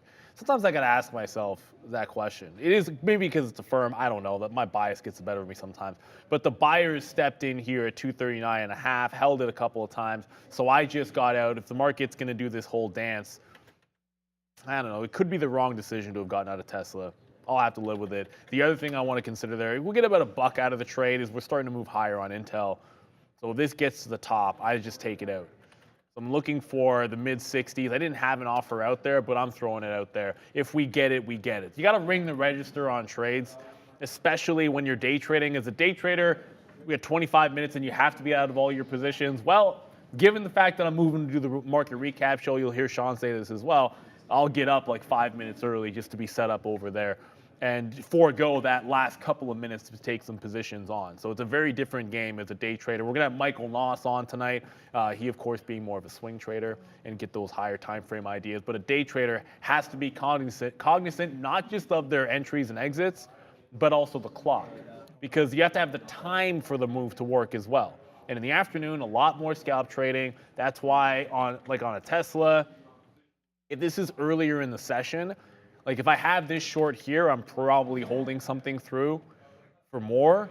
But given the time of day and sort of what I saw seeing on the tape, then I'm just going to get out of it and take the money and run and not want this retest in the high. I gave it that chance when I allowed it to get back into the high, and I don't want to look a gift horse in the mouth the second time through. Now, obviously, that could end up being the wrong decision, but that's part of it. What else we got going on here? Macy's solid drop after just unjustified buying all afternoon. I'm doing my best not to look at Macy's because I'll throw up in my mouth if it actually fell back. But in firms bouncing higher here, I'm going to cover a firm. I think if we get back down into the 60s, clearly you're just, regardless of what you do in a firm, if you were just playing short the top, long the bottom, whatever your bias is, it didn't matter. You could have won either way. Your bias was irrelevant. I asked Obi that question because you have a long barcode and it gives you a chance to analyze. However, the price action was just short the high, short into 40 and then long into 39.50. Either one of those two would work. Now I'll check Macy's now that I have a take profit on a firm. Oh no. Okay, no, you're good. You're safe. What do you mean I'm safe? No, you thought that it was going to crash again?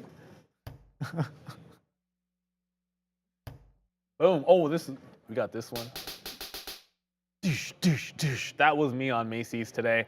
The worst part about it is it was. I need one of those short as well. It was a good short off pre-market highs, and I did have it good once. Like that was that was a good short. That was a good short. That was a good short. It's like all the other stuff in there was utter nonsense, and that's the problem. Like over trading, like there's a key level. If you like the short, short it to there. When it breaks, get out. Pre-market high is the key level. Short it at the pre-market high. Don't mess around with anything else. Like those kinds of things. That's what we mean by patience. I'm not telling you. I'm not here to tell you that I'm always patient. I don't make mistakes. But what you can do is learn from our mistakes, right? I've been trading a long time. Just learn from my mistake. The only bad trade was the one that diddled in the middle. Everything else was fine for me on Macy's, and it would have been okay if we had stuck to our rules. But you break them and you pay the price for doing so. Before we get out of here, Bonkzilla says don't sleep on CRM. We don't sleep on CRM. We try not to sleep on CRM, but it's not doing anything. It's a pretty sleepy stock today. I don't sleep on any stock if it's moving. Like I don't care. Like I'll trade anything that provides liquidity in the setup that makes sense to me and the setup that's worked for me in the past. I've traded CRM for some earnings setups. That's about it. So I've never really traded it for any other reason. It's a strong stock today. I just don't see much of a catalyst for it on the daily chart. Maybe if it could take out 55, run at the high. It's a decent consolidation higher. It had to pull back quite a bit here. So it could go $10 if it breaks 55. I'm just not seeing anything else that I love for a day trade here. People in the chat kind of talking about Sava, but before I talk about that, yeah, I think when price action is pretty flat like that with like a flat top, I think it's pretty comfortable to sleep on if it's kind of that kind of price action there. But as opposed to kind of more volatile price action, which is a lot more, I guess, interesting for day traders. But then again, not to speak down on anybody who's range trading. Range trading is also pretty solid technique as well. But people in the chat talking about Sava. Now this is a name I haven't heard in a while there. Sava kind of doing what it does again. Now this is a repeat offender in my books here. You can see if you ever look left on the chart on on Sava, what this kind of behaves like over and over again. Bit of a multi-day runner, sometimes a multi-week runner, and then a nice little fade on afterwards. Now again, I think Sava Sciences being a biotech, they tend to have a nature of moving relative to some of their research trials and stuff like that. Now I don't know what's specifically going on with Sava, but it seems like it's going on another one of its runs right now, very, very strong to the upside. And yeah, people in the chat were calling this name out. Now again, I think that this Sava can give potential opportunities. I have traded it in the past before, but again, volatility squeeze. I think there was a time where it was heavily shorted as well, so there was a little bit of a risk for squeeze. Yeah. So it's done that in the past. Now again, it's coming off some of these lows. You can see this 20 consolidation here, but yeah, I definitely like to wait for the backside on these. Again, the longer term backside is much easier to kind of identify, where you get multiple days of clearly different kind of price action there. But Sava going again, and it seems like people in the chat are definitely involved, as they've been kind of they keep on calling it out there. So I don't know what the about Sava. Yes. Is there was a day, and like Sean was away for a couple of days, and Arun was on the show, and when Sava made like one of these moves into, like, I think it was the 150 move, whatever it was, like within 2 days, Sava Sciences was at like $68, and all I remember is that like at some point I had like I think it was like $6 or $7 winner on Sava Sciences. Yeah. And the next day Arun had a 20, or that's either that day or the next day Arun had a $27 winner on it. Damn. And all I remember about it was, well, I mean, if the stock went from 27, essentially, in a few months, it went from here, which is, what is that, like $37, into 150. When it's pulling back, it might be $140, but that doesn't necessarily mean that a 5% move is a really good move. And on that day, it wasn't, because it was moving $10 at a time. And it's not just about what is the price of the stock, what's the percent return. You've got to understand, some stocks are more volatile. You got to hold them for longer because they can give you more opportunity. And so I learned that lesson on Sava Sciences. It doesn't really matter. Like, you just want to learn lessons from the stock, whatever it happens to try to teach you. Yeah. I mean, sometimes those things really move. Now, I don't think that's, again, I'm not saying Sava's a good or a bad company, but man, when it started to come back to the downside, there was no bid. Oh boy. And like, sometimes you get out because you see a round number. You're like, oh my goodness, it just went 5%. And if the stock breaks 140 and goes 5%, my gut's telling me take 5%.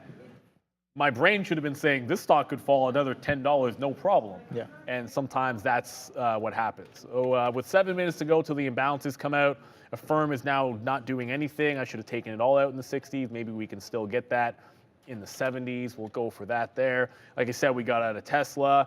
Intel, not much of a bounce. It's okay. You get 0.5% on Intel in the afternoon, you should really be happy to take it. But I do not want to hold this right into 350. I'm just going to move my order to like 63 or 64, down from like 68, and then see if we can't get that fill. I want to be out of this in front of 350 if we can avoid that. There's a refresher at 60 even, though. I'm just going to get out at 60 because there's a refresher at 360 on Intel. Let me just quickly show you what I mean. What's going to happen now is, now that I said there's a refresher, it's going to break. It's always, oh, there you go. Okay, so it came right back in. Yeah. So they were holding the level. Every time it would print the entire thing, it would just jump right back and refill at 60. And it happened 3 or 4 times. So that's what I mean by a seller at 44.60. I just joined the offer and got the fill. Let's go to the desk and take care of some business. Brought to you by IG.com. Trade Forex pairs like Euro USD with spreads as low as 0.8 pips and 0 commissions at IG. Terms and conditions apply. Yes, sir. So apparently, I was looking up the short float just to see what's cooking there on Sava, and take a look at that. I got 37% short float there on Sava, so that's pretty solid. Is that it? Yeah, that's it. Just about just a measly. You're just hovering underneath 40% of the free float being short. That's absolutely, yeah. That's not that much. Come on, guys. but very, very clear price action over the past couple of days there. Now, I don't know whether this is catalyst driven, but you can see where it's coming off of, right? It's coming off of these pretty much all, if you want to call them all-time lows. Now, this thing splits a bunch of times, but it is coming off of these lows there underneath sub $10, and then you get that consolidation for that push up. So I think there's definitely a little bit of a trend going on off of some of these lows, and I think something to consider as well. It's held some of these earnings levels as well on the way up, so potential for some of these buyers. Again, you kind of see how it looks like a decent short, making lower lows, making lower lows, but this failure to follow through back down, definitely a little bit of a trap. Now, I don't know if there's any liquidity traps on this. Got to check like I guess a higher time frame there. Look for some volume kind of coming in. Okay, right there. Yeah. Okay. So you have a high volume kind of top, and it flushes off of it. And take a look at that. That 16 blasts off of 16, and then you get that happening again. Some strong volume on these days right here, in and around the 20, and looking like a decent short as it comes off like 2 points off of that. But yeah, definitely looks like a potential liquidity trap as the volume dies off and price holds like a shelf on top of that 20 before blasting off to the upside with a 40% short float. That is pretty interesting price action to me. Potentially setting up for a multi-day move on Cassava. So I think that's. It's no DocuSign. What's happening with DocuSign there? Everything's happening to DocuSign. It's arrows up. It's, I'm not hitting a baseball one. That's ridiculous. I'll hit that. Like DocuSign continues to go higher. I was about to hit the baseball one, but you've noticed I had not been talking about baseball today for obvious reasons. If you were not following, Shohei Ohtani does not want to be in Toronto. But you know what? Good for him. All those rumors on Friday that had Toronto fans losing their minds managed to squeeze some extra dollars out of the Dodgers. So they can afford it. Wish him all the best.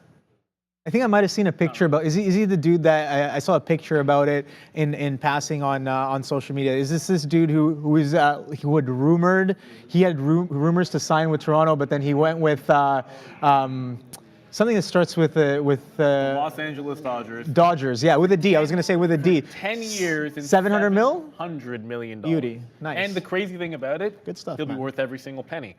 His brand alone is going to be probably pulling in 25 to 40. I'm assuming he's a strong player. Just an assumption. No, he sucks. Is he a strong player? Clearly, when the bid keeps on stepping up like that, and you hit the ask that strong, I think there might be some solid demand. You're a counter trend trader when you're like, yeah, so I assume he's a pretty good player. No, he's all right. I mean, LeBron James, you know what? LeBron James, all right, too. He's not that bad. He's a pretty solid player. So Michael Jordan was pretty solid in his time. Yeah. Oh, yeah. Tom Brady, I don't know if you've heard, Tom Brady was pretty good. These are all names I've heard before. I'm sure they are. Shohei Ohtani is he's a unicorn. He's probably the most unique athlete in baseball history. Okay. And so nobody has the raw talent that he does. So he is. So his stats are off the charts. Well, he's simultaneously one of the best pitchers and hitters in the league. Nobody's ever done that before. That's unheard of. Exactly. Wow. That's why he commands so much. And he has an entire country behind him. And on top of that, they're going to be able to license the local TV broadcast rights back to Japan, where the entire country is going to be watching them. That's the reason, I didn't know this, but this is the reason why Seattle and a couple of teams dropped out, is because there was something about them not being able to sell their TV rights back to Japan, so they jumped out of the bidding from the beginning, because the reason you can pay them so much is because of those TV rights. So money always... What was Toronto's bid? What was Toronto's bid? I don't know, but apparently we were good, so we were close, meaning we probably at least bid $600 million, I'd hope. I hope we did. And James, you're right. A lot of people, yes, Babe Ruth did it. He did not do it necessarily at the same time. Babe Ruth was a pitcher first, and then he transitioned to a full-time hitter. There was one season where he was kind of both things, but he didn't do the same thing that Shohei Ohtani did. Now, he probably could have, but he didn't actually. There's lots of guys that probably could have, but didn't actually do it. So shout out to Babe Ruth. He was a legend in his own right. What else we got going on here? There's only 1 minute to go till we get the imbalances in there, and Toronto bid pesos. Yeah, I just read that. Clearly, if we lost a bit, then we definitely undervalued a little bit there. You can talk trash about Canada all you want, but our dollar ain't that bad, man. Come on now. Come on, son. We're doing all right. We're doing okay. Bid pesos. But the taxes are a problem, though, here in Canada. Like, that's another problem. Like, if you hear why can't Canadian teams get the athletes the same way, the taxes are a bit of a concern. I've always sort of felt that there should be something that the government could sort of do just to make it easy. At the end of the day, Shohei Ohtani, if you give the Jays a tax break on the salaries, I mean, you're going to get better teams, you're going to get better players here, you're going to get more ad revenue, you're going to get a lot of things that come back in, and the whole country follows the team anyway. So it's not as if you can't find a way to recoup it. They also own the stadium. But we got the imbalances coming in about 10 seconds. All right. I'm pretty interested to see if you get anything out of Uber every single day this week. Remember, at the end of the week is the quarterly and year-end rebalancing, and Uber is going into the S&P. That is the big one. So you might see some imbalances. I'm not really seeing anything here on them. It's Suncor, who cares. GM stays a bit at 3.7 to buy. Intel 1.5 to sell. Good thing we got out of that long. A couple of banks in there. Palantir doesn't really, that's small, 780,000 on Palantir. Marvell, a sell of 660,000. Actually 666. That's kind of ominous. That's not good, Marvell. Yeah, I'm sure it's fine. Snapchat, that was an early look. Yeah, nothing really that big. I just saw AMD pop in there, but nothing over $1 million in the big cap tech names. It's just a couple of banks. GM would still be the big one at 3.7 million to buy, but we looked at GM, and GM was not really moving, and it's still not moving. So not a heck of a lot going on there in General Motors. You know, obviously, just because there's an imbalance doesn't mean the stock has to move. If it doesn't want to go, fair enough, we're not going to trade it. I expect there to be some really big ones on Friday. 1.9 billion overall to sell. So it is a big sell imbalance, yeah. But I'm not really seeing anything sell off. I'm sure I can look over back at Tesla and maybe I'll regret the fact that we got out of that short. No, yeah, it was still fine. I'm okay with that. Like, it maybe would have went another 30, 40 cents in there. We got out of Dodge. It's still stair-stepping down. At the end of the day, it was a good short. Intel ended up being a good long. Affirm was okay. I'd say it was more good than great in terms of getting the 39.90 eventually, and then getting the fills down there in the 60s, and then taking the last out there at 80. So you're able to get a couple of wins out here, but not gigantic ones. I see you're in Coinbase. Yeah, so I like the idea of potentially of like lower highs. We talked about kind of getting with that trend, and then off the imbal, we come in. So I got stopped out initially, right, off that 138, because I was like, I'm risking previous highs, and we get stopped out in and around previous highs. But then when the imbal comes out and you can't even get past that 139, which was a resistance before, yeah, maybe I want to try that short once again, just going into the close, but with a much tighter kind of stop there. So just dabbling in that idea once more in that last 8 minutes or so there, Neil. So yeah, take a look at that. We get stopped out right there as it pushes right back into that 139. So nothing too crazy. Again, just trying to take some good reps going into tomorrow, but nothing too crazy on the day there. Combesser X talking about Mara sold. Okay, let's see how Mara kind of ended off on the day today along with Bitcoin there. Yeah, definitely a sell-off off the morning action there, but it seems as if it found a base in and around I guess 1 o'clock there, a bit of a double bottom there, 1420s, getting a reversion back in towards VWAP. Very, very strong downtrend on the day there. Again, Bitcoin sentiment, right? That's what we were talking about early on today. Right here, if I can just pull it up. So yeah, you can see how strong Bitcoin was. Now, we did get that strong wick in the morning.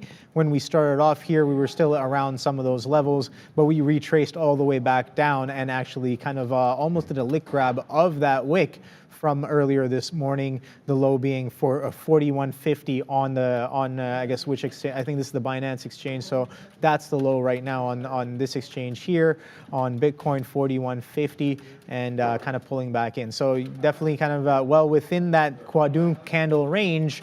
We just traveled within that range as of today. So going forward this week, again, going to be looking forward to seeing whether or not Bitcoin is going to be staying within this kind of an uptrend we've been having off the 30 break, or are we going to take a little bit of a breather and pull right back in into some of these levels from before that were defined on the way back up. That 35, I think that 30, what is this, 38, 39s as well. A lot of consolidations there, Neil, on the way back up. So if we do sell off, I think there are a lot of bust stops along the way there. And again, I think that provides us with good opportunities to take off of on some of these related names like Mara, Riot, Coin, MSTR. Again, Coin, you can see we've been involved in Coin a little bit there, just trying to exercise some good reps on a potential trend follow, but we get stopped out as the trend kind of breaks and we're getting that push right back up into VWAP there.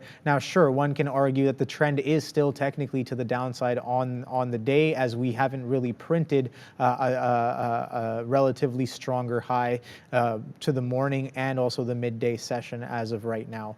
VWAP being right at that 140. So curious to know whether or not we kind of pull back here. We know that Coinbase has been running up for the past, let's see, that's a lot of weeks there. So that's 1, 2, 3, 4, 5 weeks straight up green to the upside. And take a look at this. We've had, you can see this pattern on Coin before. This had a 5-week run up here in June. 1, 2, 3, 4, 5. And off the first red week, you can see how we kind of started to do a nice little pullback. Now, of course, we were still in that uptrend. We were still holding higher lows into that level. But that first green week after, that first red week after a bunch of consecutive green weeks seems to bring in a little bit of a sell on this name over and over again. I got to get out of here. I got to get to the desk. But before I do, someone just asked Giants versus Packers.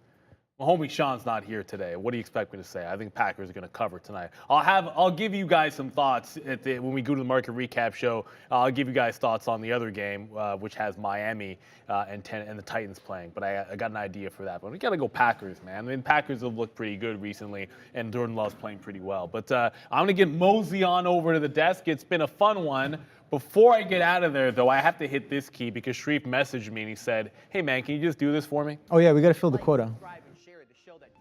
Heart of the market every day. Yeah. You got to make sure the daily goals, daily quotas. We're hitting those. We love you, Sharif. I'm gonna head on over to the desk. We got the market recap show coming. We got Michael Noss. We'll take some questions. We'll talk about everything that happened today and look at some Oracle earnings. But I'm gonna mosey on out of here. Thank you, Neil. It's been solid here. Once again, thank you for giving me the chance to be here, sit beside you, and I guess learn from I guess my mistakes and your guidance there on the day. So again, I have a lot to improve on. Nowhere near where I want to be, where I can be, but again, it is a work in progress, and we try to get better every day and attempt not to make the same mistakes again, which in my case seems to be counter-trending the move there. So it would seem that Coinbase is kind of rejecting that 139 off of that level. So we did get stopped out. That's perfectly fine. Let it come in. We're pretty much done for the day here on those. Again, we were trading in TMS for the later half of the day there. Got a little slapped around and quadunked on. If that's a past tense verb, that's a real word. But AMD was the one that's definitely in play today. A bit of a continuation move. You can see that we were coming off of some of these strong levels. We talked about it back here when it was in and around 100. We clearly broke trend and pushed off that 105, and then consolidated 120s, and then now we're ripping to the upside, making relatively newer highs, multi-month highs, over 52-week highs, multi-year highs as well, as we haven't necessarily seen some of these prices since early 2022 on AMD. So yeah, very, very strong move. Again, I got to keep reminding myself, what's the bigger picture here? Why should I not be going short on AMD if it's showing me a bid? Right? So in the heat of the moment, I'm finding myself getting lost in the sauce over and over again, with the minutia of price action. If we get stalls, if we get pullbacks, but the bigger picture is that AMD came out with a chip to rival NVIDIA on the AI move. Now, if you guys know, we kind of made some of these bottoms that we were running up from due to that AI move on NVIDIA. You guys saw how the earnings were off of NVIDIA's move, ridiculously strong earnings a few quarters back, and we've only continued that move. Now, and NVIDIA didn't necessarily have a strong competitor for that, but when they finally come out with a product, they catch a little bit of a multi-time frame bid off of that level there. So with only about, I guess, 45 seconds left, I'm going to reach over here to the countdown timer. Now, again, thank you guys for being with us. And yeah, Oracle has earnings there. I see people talking in the chat about that. So Neil's going to be covering that in the market recap after the show there. So don't go anywhere. But as of right now, the market has come to an end there. Tomorrow is another day, and Apple is raging to the upside, making some relatively higher highs off of that 193 level. And okay, so we only got 45 seconds here. So if I can time the counter right today, I should be pressing it right now. There we go. 10, 9, 8, 7, 6, 5, 4, 3, 2, and 1. Thank you, Adara. All right, so solid day there in terms of potential opportunities to be had in the market today. I hope you guys all made some solid capitalizations off of those opportunities. And again, it's been solid. I'll see you guys again tomorrow as Sean is off again, and hopefully we do a little bit better with our risk management and our mental kind of preservation as well. So without further ado, I'm going to pass it off to Neil at the big desk. So don't go anywhere. We're just about to do a market recap. Take care, guys.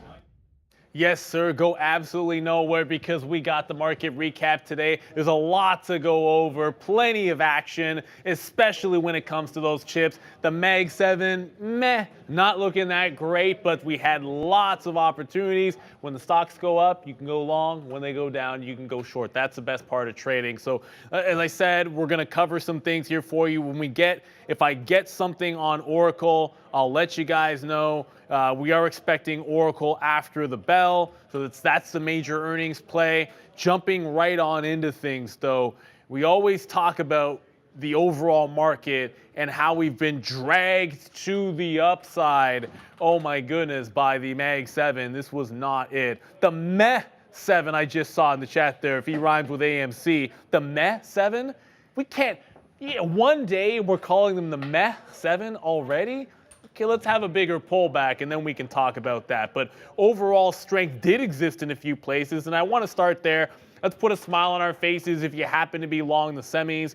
SMH, if you're surprised that SMH led the way today, then I don't know what market you were watching. Whether you trade the semis or not, you should at least be aware that the semiconductors were pulling us to the upside. 2.4% for the SMH. The only thing that gives you some kind of cause for concern, I don't even know, should I even be saying that? I don't even know if I can say that. Nothing? No, you can't say nothing.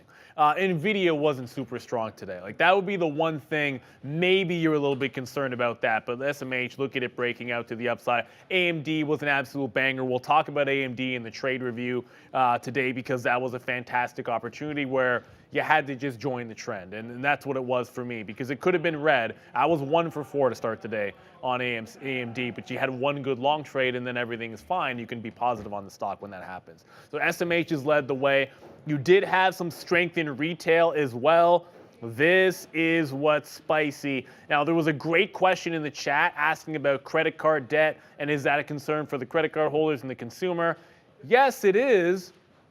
But until trade action starts reflecting it, you can't be too worried about it. Like if you see retail going higher, you have good employment numbers as well, which is going to buoy the consumer to be sure. If jobs are strong, it's hard to get that hard landing. You're going to get that soft landing if unemployment holds up, and we got some good numbers at the end of last week, and now you're seeing it reflected in retail going higher. I've said that I have some concerns about the consumer myself, but I don't let that cloud my judgment. If the market wants to go higher and show some strength in the retail sector, then you just trade the trend, right? Let analysts come up with those other reasons. So, yeah, retail has been a big push into the upside here today. It's not the only thing. You had the industrials doing very, very well. Now another sector which is running into some highs. You're at major resistance on the industrials, okay? Major resistance on those industrials. And finally, oh my goodness, how is it possible we had a green day with the Qs coming in fourth? Well, how did the Qs come in fourth today? Because all the big boys stunk. It's all your fault, Apple. Look at this move to the downside on Apple. It's your fault, Apple. It's your fault, Microsoft. Microsoft at the open. Okay, it's not your fault, Microsoft. Microsoft actually doing okay there, to be honest with you guys. Microsoft, I'm happy about the fact that Microsoft's actually pressing higher here. But Apple at the open flushing. Microsoft at the open with a $4 move to the downside. You had Meta at the open. Huadunk. It had a $10 move to the downside. A lot of these did find their way into rebounding, but this was the story in the morning. It's the reason we can have an update not led by the Qs, which is fine. That is not necessarily a bad thing. Overall, tech hit the highs again, but it was not with the Mag 7. It's a good thing that they're not having to do the heavy lifting every single day. If you're not happy with an update in the markets where those names all pull back in, then you don't like bull markets, as far as I'm concerned. So I'm not upset, CompSRX. I'm just calling out these names for falling too fast. I wanted to short Apple this morning. I wanted to short it off 196. It fell $4 from 927 to 930. It is what it is. Moved on, found another short opportunity, and it was there for me. So we're already like 5 minutes in here. Oracle, by the way, I haven't seen the numbers, but I do see Oracle flushing to the downside.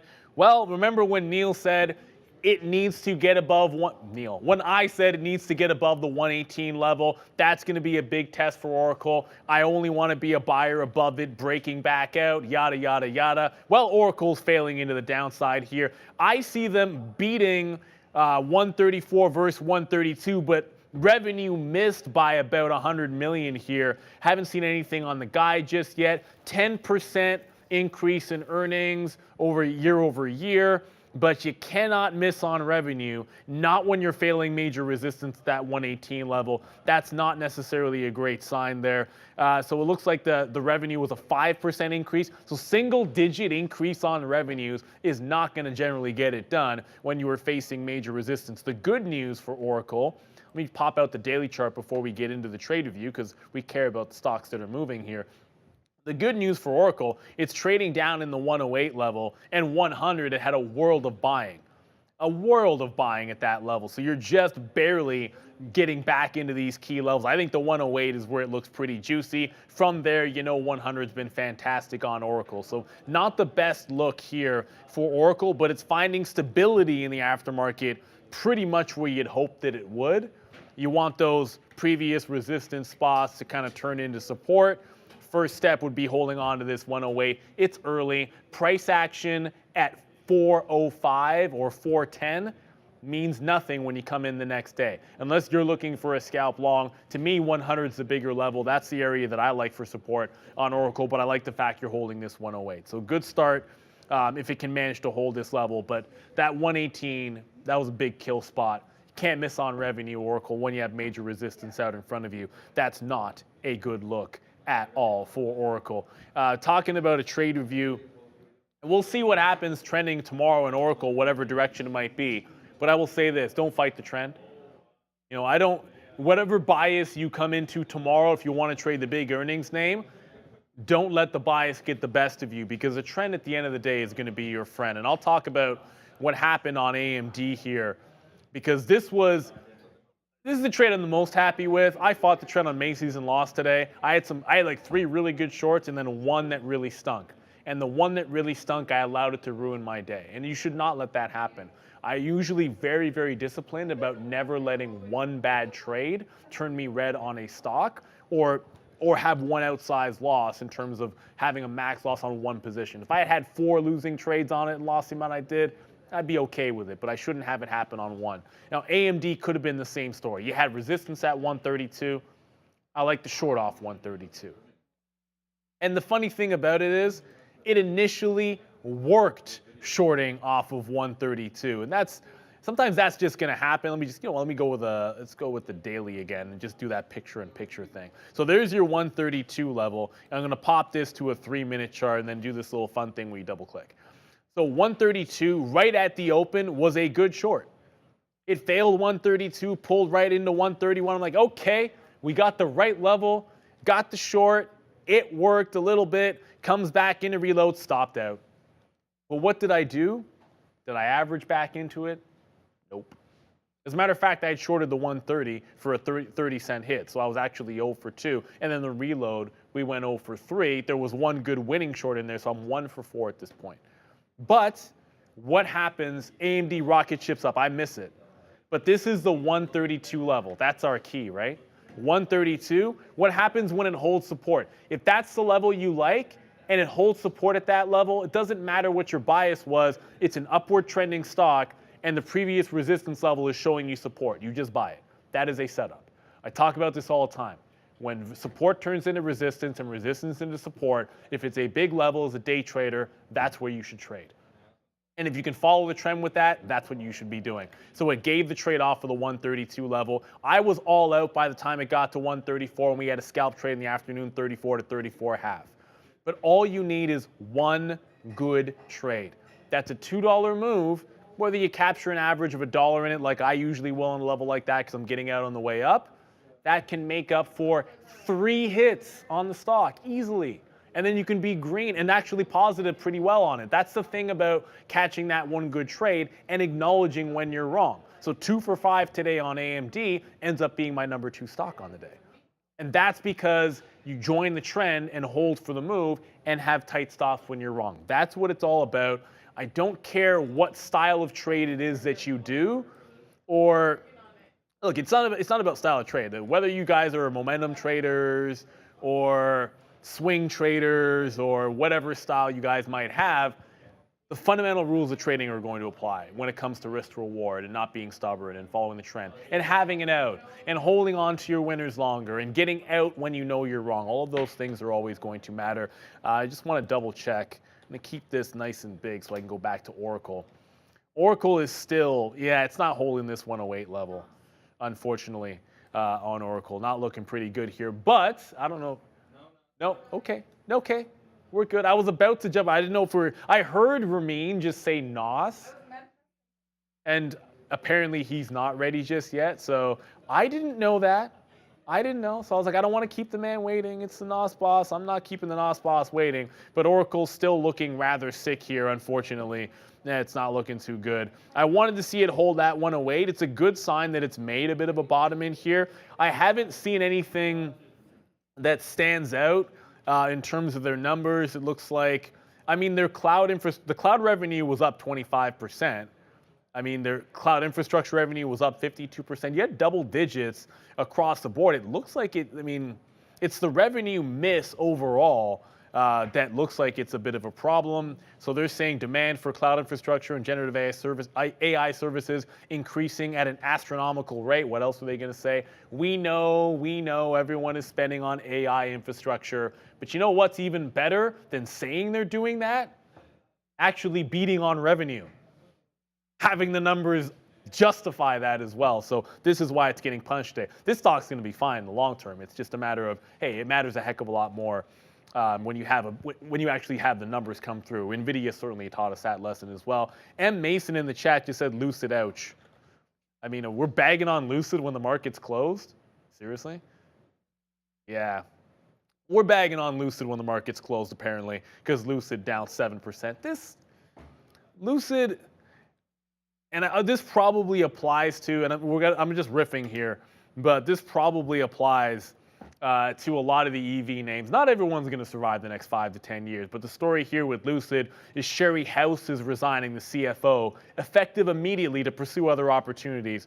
Looks like Gagan Dhingra is serving as an interim there. So the story on Lucid, why it's down the 6% after market, their CFO leaving, which is not generally a good thing when a stock is under pressure, when they've already had to raise capital, all of those things piling on here for Lucid.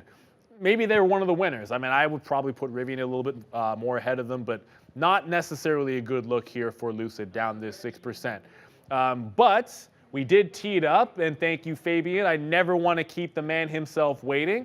We got Trader Talk coming up right now. You know who he is. And it's Mr. Michael Noss. First off, before we get into things, Michael, I want to just say sorry we couldn't meet up for drinks in Halifax. I know we're trying to get together. I'm not out there very often, but I had to cut my trip a day short and spending time with the family, which I'm glad I did. But when I do come the next time, I'll make sure that we get to hang out. Halifax is a great place. I didn't even get any seafood. And as we were chatting about online there, you got to spend time with family, right? I'll try to make a trip up there at some point to hang out. But yeah, when you got limited time with your family, that's obviously the most important thing. Now, also, if I just disappear in the middle of this, the moment you left, the weather just went crazy out there. So we've got a crazy windstorm going on. So if I just disappear, it's not me, it's the power. I hope that doesn't happen, but I know how storms get out there. Like when I was there, I mean, you saw how quickly that snowstorm came in. It's the East Coast. Weather moves fast, so best of luck to you. I'll check in on my brother, make sure everything's okay there. He's got condo life now, so he's probably not too worried about it, though. So can we, the first thing I think about today is I sort of opened with a rant talking about this. It was okay that the Mag 7 didn't cover us today. I don't know what the heck happened from 9:27 to 9:30, but all you could do as a day trader was look for opportunities in the weakness in the Mag 7, but the Q still ended up higher. You had several sectors show tons of strength, and we managed to have an up day when you had a massive sell event across the board on every single one of those 7 names. Now, is it possibly related to the index rebalancing on Friday? I'm sure there's something to do with it there, but I don't know exactly what happened. But I am happy to see that the market was able to be strong regardless. Yeah, and I've actually, if you come to my screen right here, this is a widget we have on the web version that's going to be in the downloaded version too, along with the heat maps, which I noticed you're in Prost Market. I haven't gotten you the heat maps yet, but I'll get those on your guys' computer soon. But yeah, we have this advanced decliner distribution, and basically this is just showing of all the stocks in the market. We're not just looking at S&P 500 names or anything like that. We're looking at absolutely everything. What was up and by how much. And earlier on in the day, I actually made a tweet because even though we were up on the day, there was more red than green, which basically meant there was more stocks down on the day than up. But that actually changed about mid-afternoon, and we actually closed up on the day. So as you're talking about, if the big tech isn't participating, but the market's still up, I think what we're seeing here is, quote unquote, an everything rally. So everything under the hood was trying to catch up to the market, which is amazing. That's what you want to see. Ralph Alcampora, the CMT, or the godfather of the CMT, always said that rotation is the lifeblood of a bull market. So moving out of big cap tech and moving into more individual names is exactly what you want to see. Another way you can take a look at that is actually one of my favorite ETFs to watch, which is the RSP. So RSP is actually our equal weighted S&P 500. So just to quickly explain to everybody, I know you understand, Neil, but to everyone else, the S&P 500 is what they call cap weighted, which means the bigger the company, the more impact it has in the S&P 500. The RSP takes the same 500 names in the S&P 500, but then weights them by just dividing them by 500. So a tiny S&P 500 name has the same impact on this ETF as a large S&P 500 name. And what you saw today is a pretty dramatic breakout on this. So what this shows is that under the hood, there's a lot of names in the S&P 500 moving up. This ETF only moves when there is broad market participation, which is what we saw today, which is again exactly what you want to see if you're a trader looking for individual names and you're not just focused on these kind of big cap guys. Yeah, I mean, it's a great look to point out the RSP. My frustration with that ETF being Canadian is that it's like RSP, which is exactly like our registered retirement savings plan. So when I Yep. hear it, it's like, okay, are you actually talking about the equal weight, or are you talking about our retirement name there? I want to jump to one thing because you just said we had an everything rally. So we strive to get things right here, Michael, and I hate to tell you this, but it was not an everyday rally, an everything rally, because gold, silver, and natural gas had a problem today. But gold and silver had a bit of a pullback. Now, I think that's to be expected when you have a more broad equity rally. But I know your thoughts on gold. Does that change at all as we start to have a further breakout there? Now, obviously, you're going to care maybe more about what's going on with currencies or the charts, but it wasn't necessarily everything. It was a decent, 1% back in on gold. Literally the only three things on my chart that were sectors that were to the downside. Yeah, so just bringing up a gold chart here, and for me, this is just exactly what I want to see. So, for anyone who's been following us on the show, I've been hammering the table on gold here for a really long time. This is the monthly chart, so we're talking really, really long term. And you can see kind of this cup and handle pattern that's taken place. That's pretty much my synopsis for gold. But also commented when I did my monthly chart review here is that all of these topping tails that we're seeing up in this kind of 190 area for gold. Now, it makes sense then that we're gonna have issues there, and we're gonna reject that area, or at least we're gonna have some bit of issue there. So when we were up there, I took a little bit of profits off the table.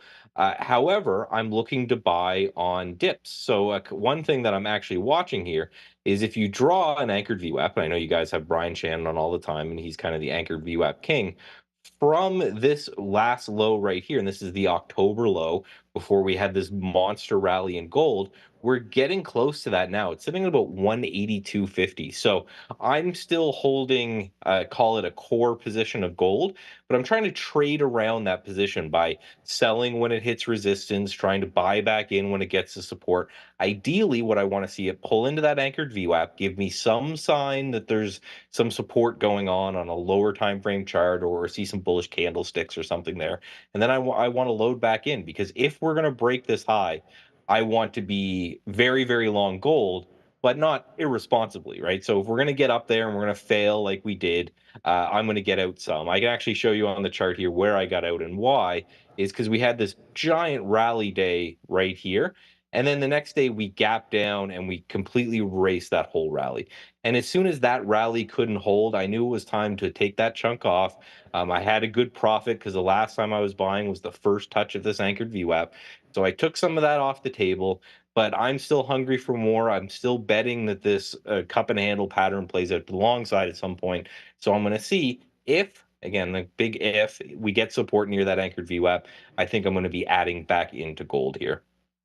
So what I want everyone to do, hit the like right now just for that, because I think it's all well and good to have a long and have a bias, have a good trade, but have a plan of action, because taking profits matters. What I love about that, hold a core position, right? Pay yourself out for making a quality decision and a good trade. You don't make anything until you cover something. But once you had a really good reason, and if I saw that same setup and that was a day trade, and if that was it was failing that high on my 3-minute or my 5-minute chart, that is an easy take profit, whether it's half, quarter, or something along those lines. So I love to see that. But you're holding that core position and you still like the long, which is the key. So sometimes it's about managing that position. You said responsibly. We try to trade responsibly at all times. That should go without saying. But I love that you pointed that out there, Michael, because what to do with winners sometimes is not the easiest thing out there. A lot of people struggle with it. How do I hold on to more?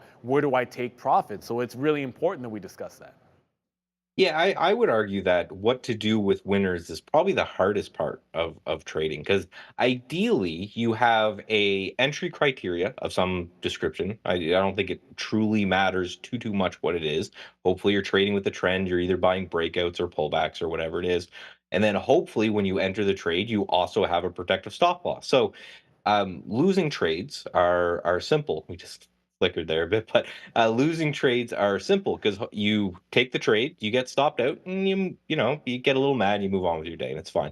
The winning trades, that's the problem, is because that's when you get that kind of greed emotion of and I even had that in my head, and I always do when I sold that gold position. I say, well, what if I'm selling right now, and then it just turns around and just rips through highs, and I don't have a chance to load up on that position. So I only have the 1/3 of the position I have left as opposed to the big one. But you have to do that because, as you said, you got to pay yourself something. But I also look at it as now I can compound more because now the power I think we have of traders as opposed to buy and hold people is you buy something for $100 and you sell it for 110.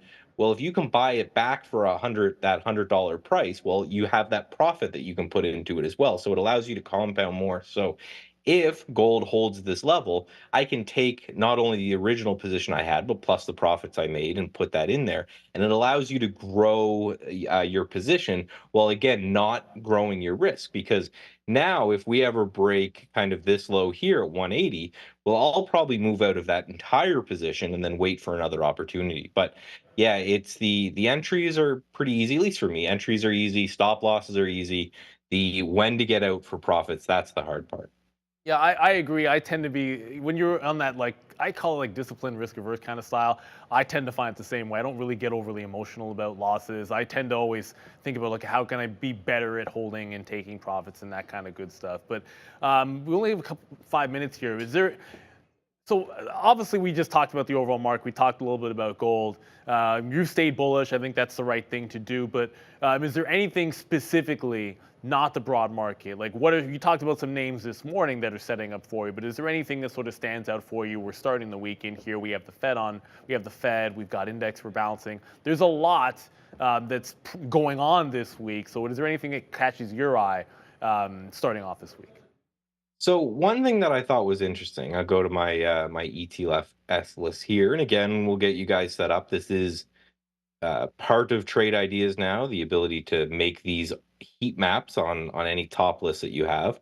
Love it. So as I was looking through this heat map on the close, one thing that I noticed that was interesting, and you can see it got really big here when I made it full screen, is this ARK ETF down. So we talked about the market was up, semiconductors was up, XLI, XLK, everything here was up, but ARK was down. And the way I look at ARK and the reason that I watch it so closely is not because of I'm actually interested in the index, but I'm more using it as an investment style to look at, where the essentially it is my proxy for unprofitable large tech growth type companies, and to have that down on the day when a lot of these other indices were up and we had this kind of broad market rally makes me think that there's some rotation out there. So I'm going to start looking, and this is what I have to do kind of after the close today, of more call it value type names. So these aren't the names that are super fun to play and they don't get a lot of talk about on news.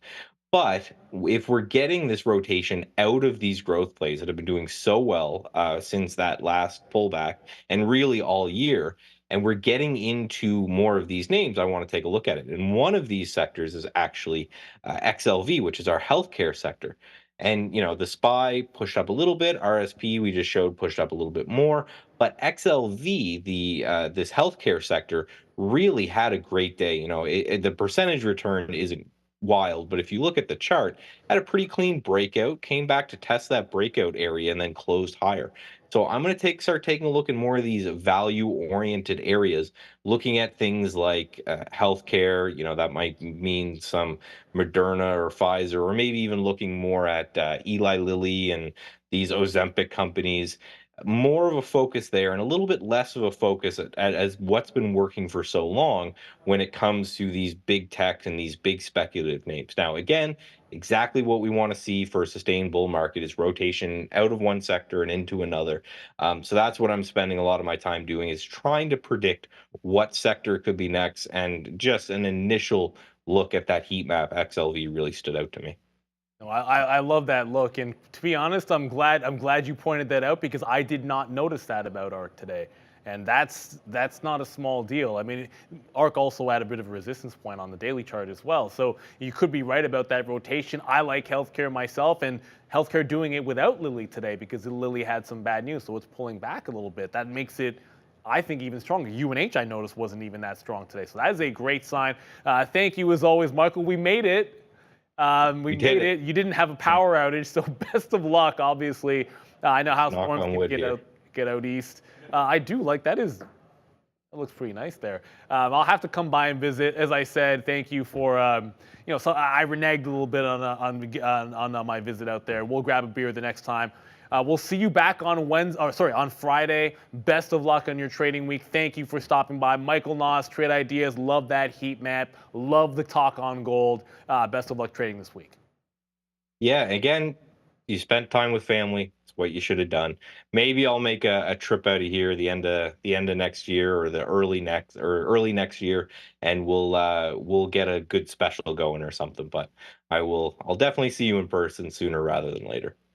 Sounds good, and for sure we'll have beers on me if you come here, 100%. If that's or we can grab some food too as well. Thank you very much, Michael Noss. The viewers love it as well. Always gracious, great ideas.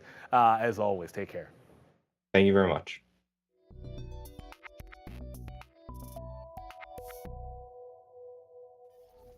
Oh my goodness, well, you see this countdown silly thing that is always there. I'm not going to cut Michael off when we're talking. We only have 20 seconds, but frankly, I don't give a you-know-what. Everyone in the chat saying thank you. I do want to make sure we get a roll call. I wanted to take a couple of questions in there. I don't know if we'll have time for that. For anyone that's curious before I get into roll call, Oracle is still holding lower. It could not hold on to the 108. 100 is the good level on the daily. I think that's bigger. Hopefully we get a chance at that one tomorrow.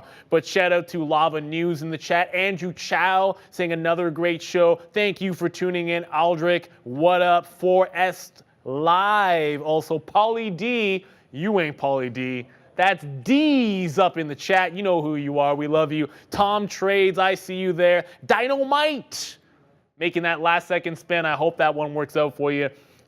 Of course you hit it. 10-1, Dynamite. You just won that spin. I'm like 0 for 5 on the spins today. Shout out to Prania, Bristol, Howell Capital, Bitcoin Trader, Gary Mai, Mr. Westermeyer. What else? What did you just hit me with in the air?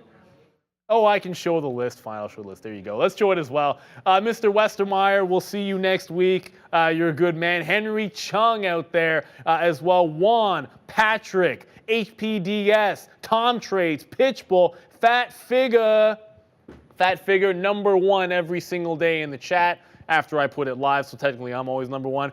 Eliza Raider in the chat there as well. Elon, Daryl, Chris J. Thank you so much, all of you. Mark, Kiki Manga.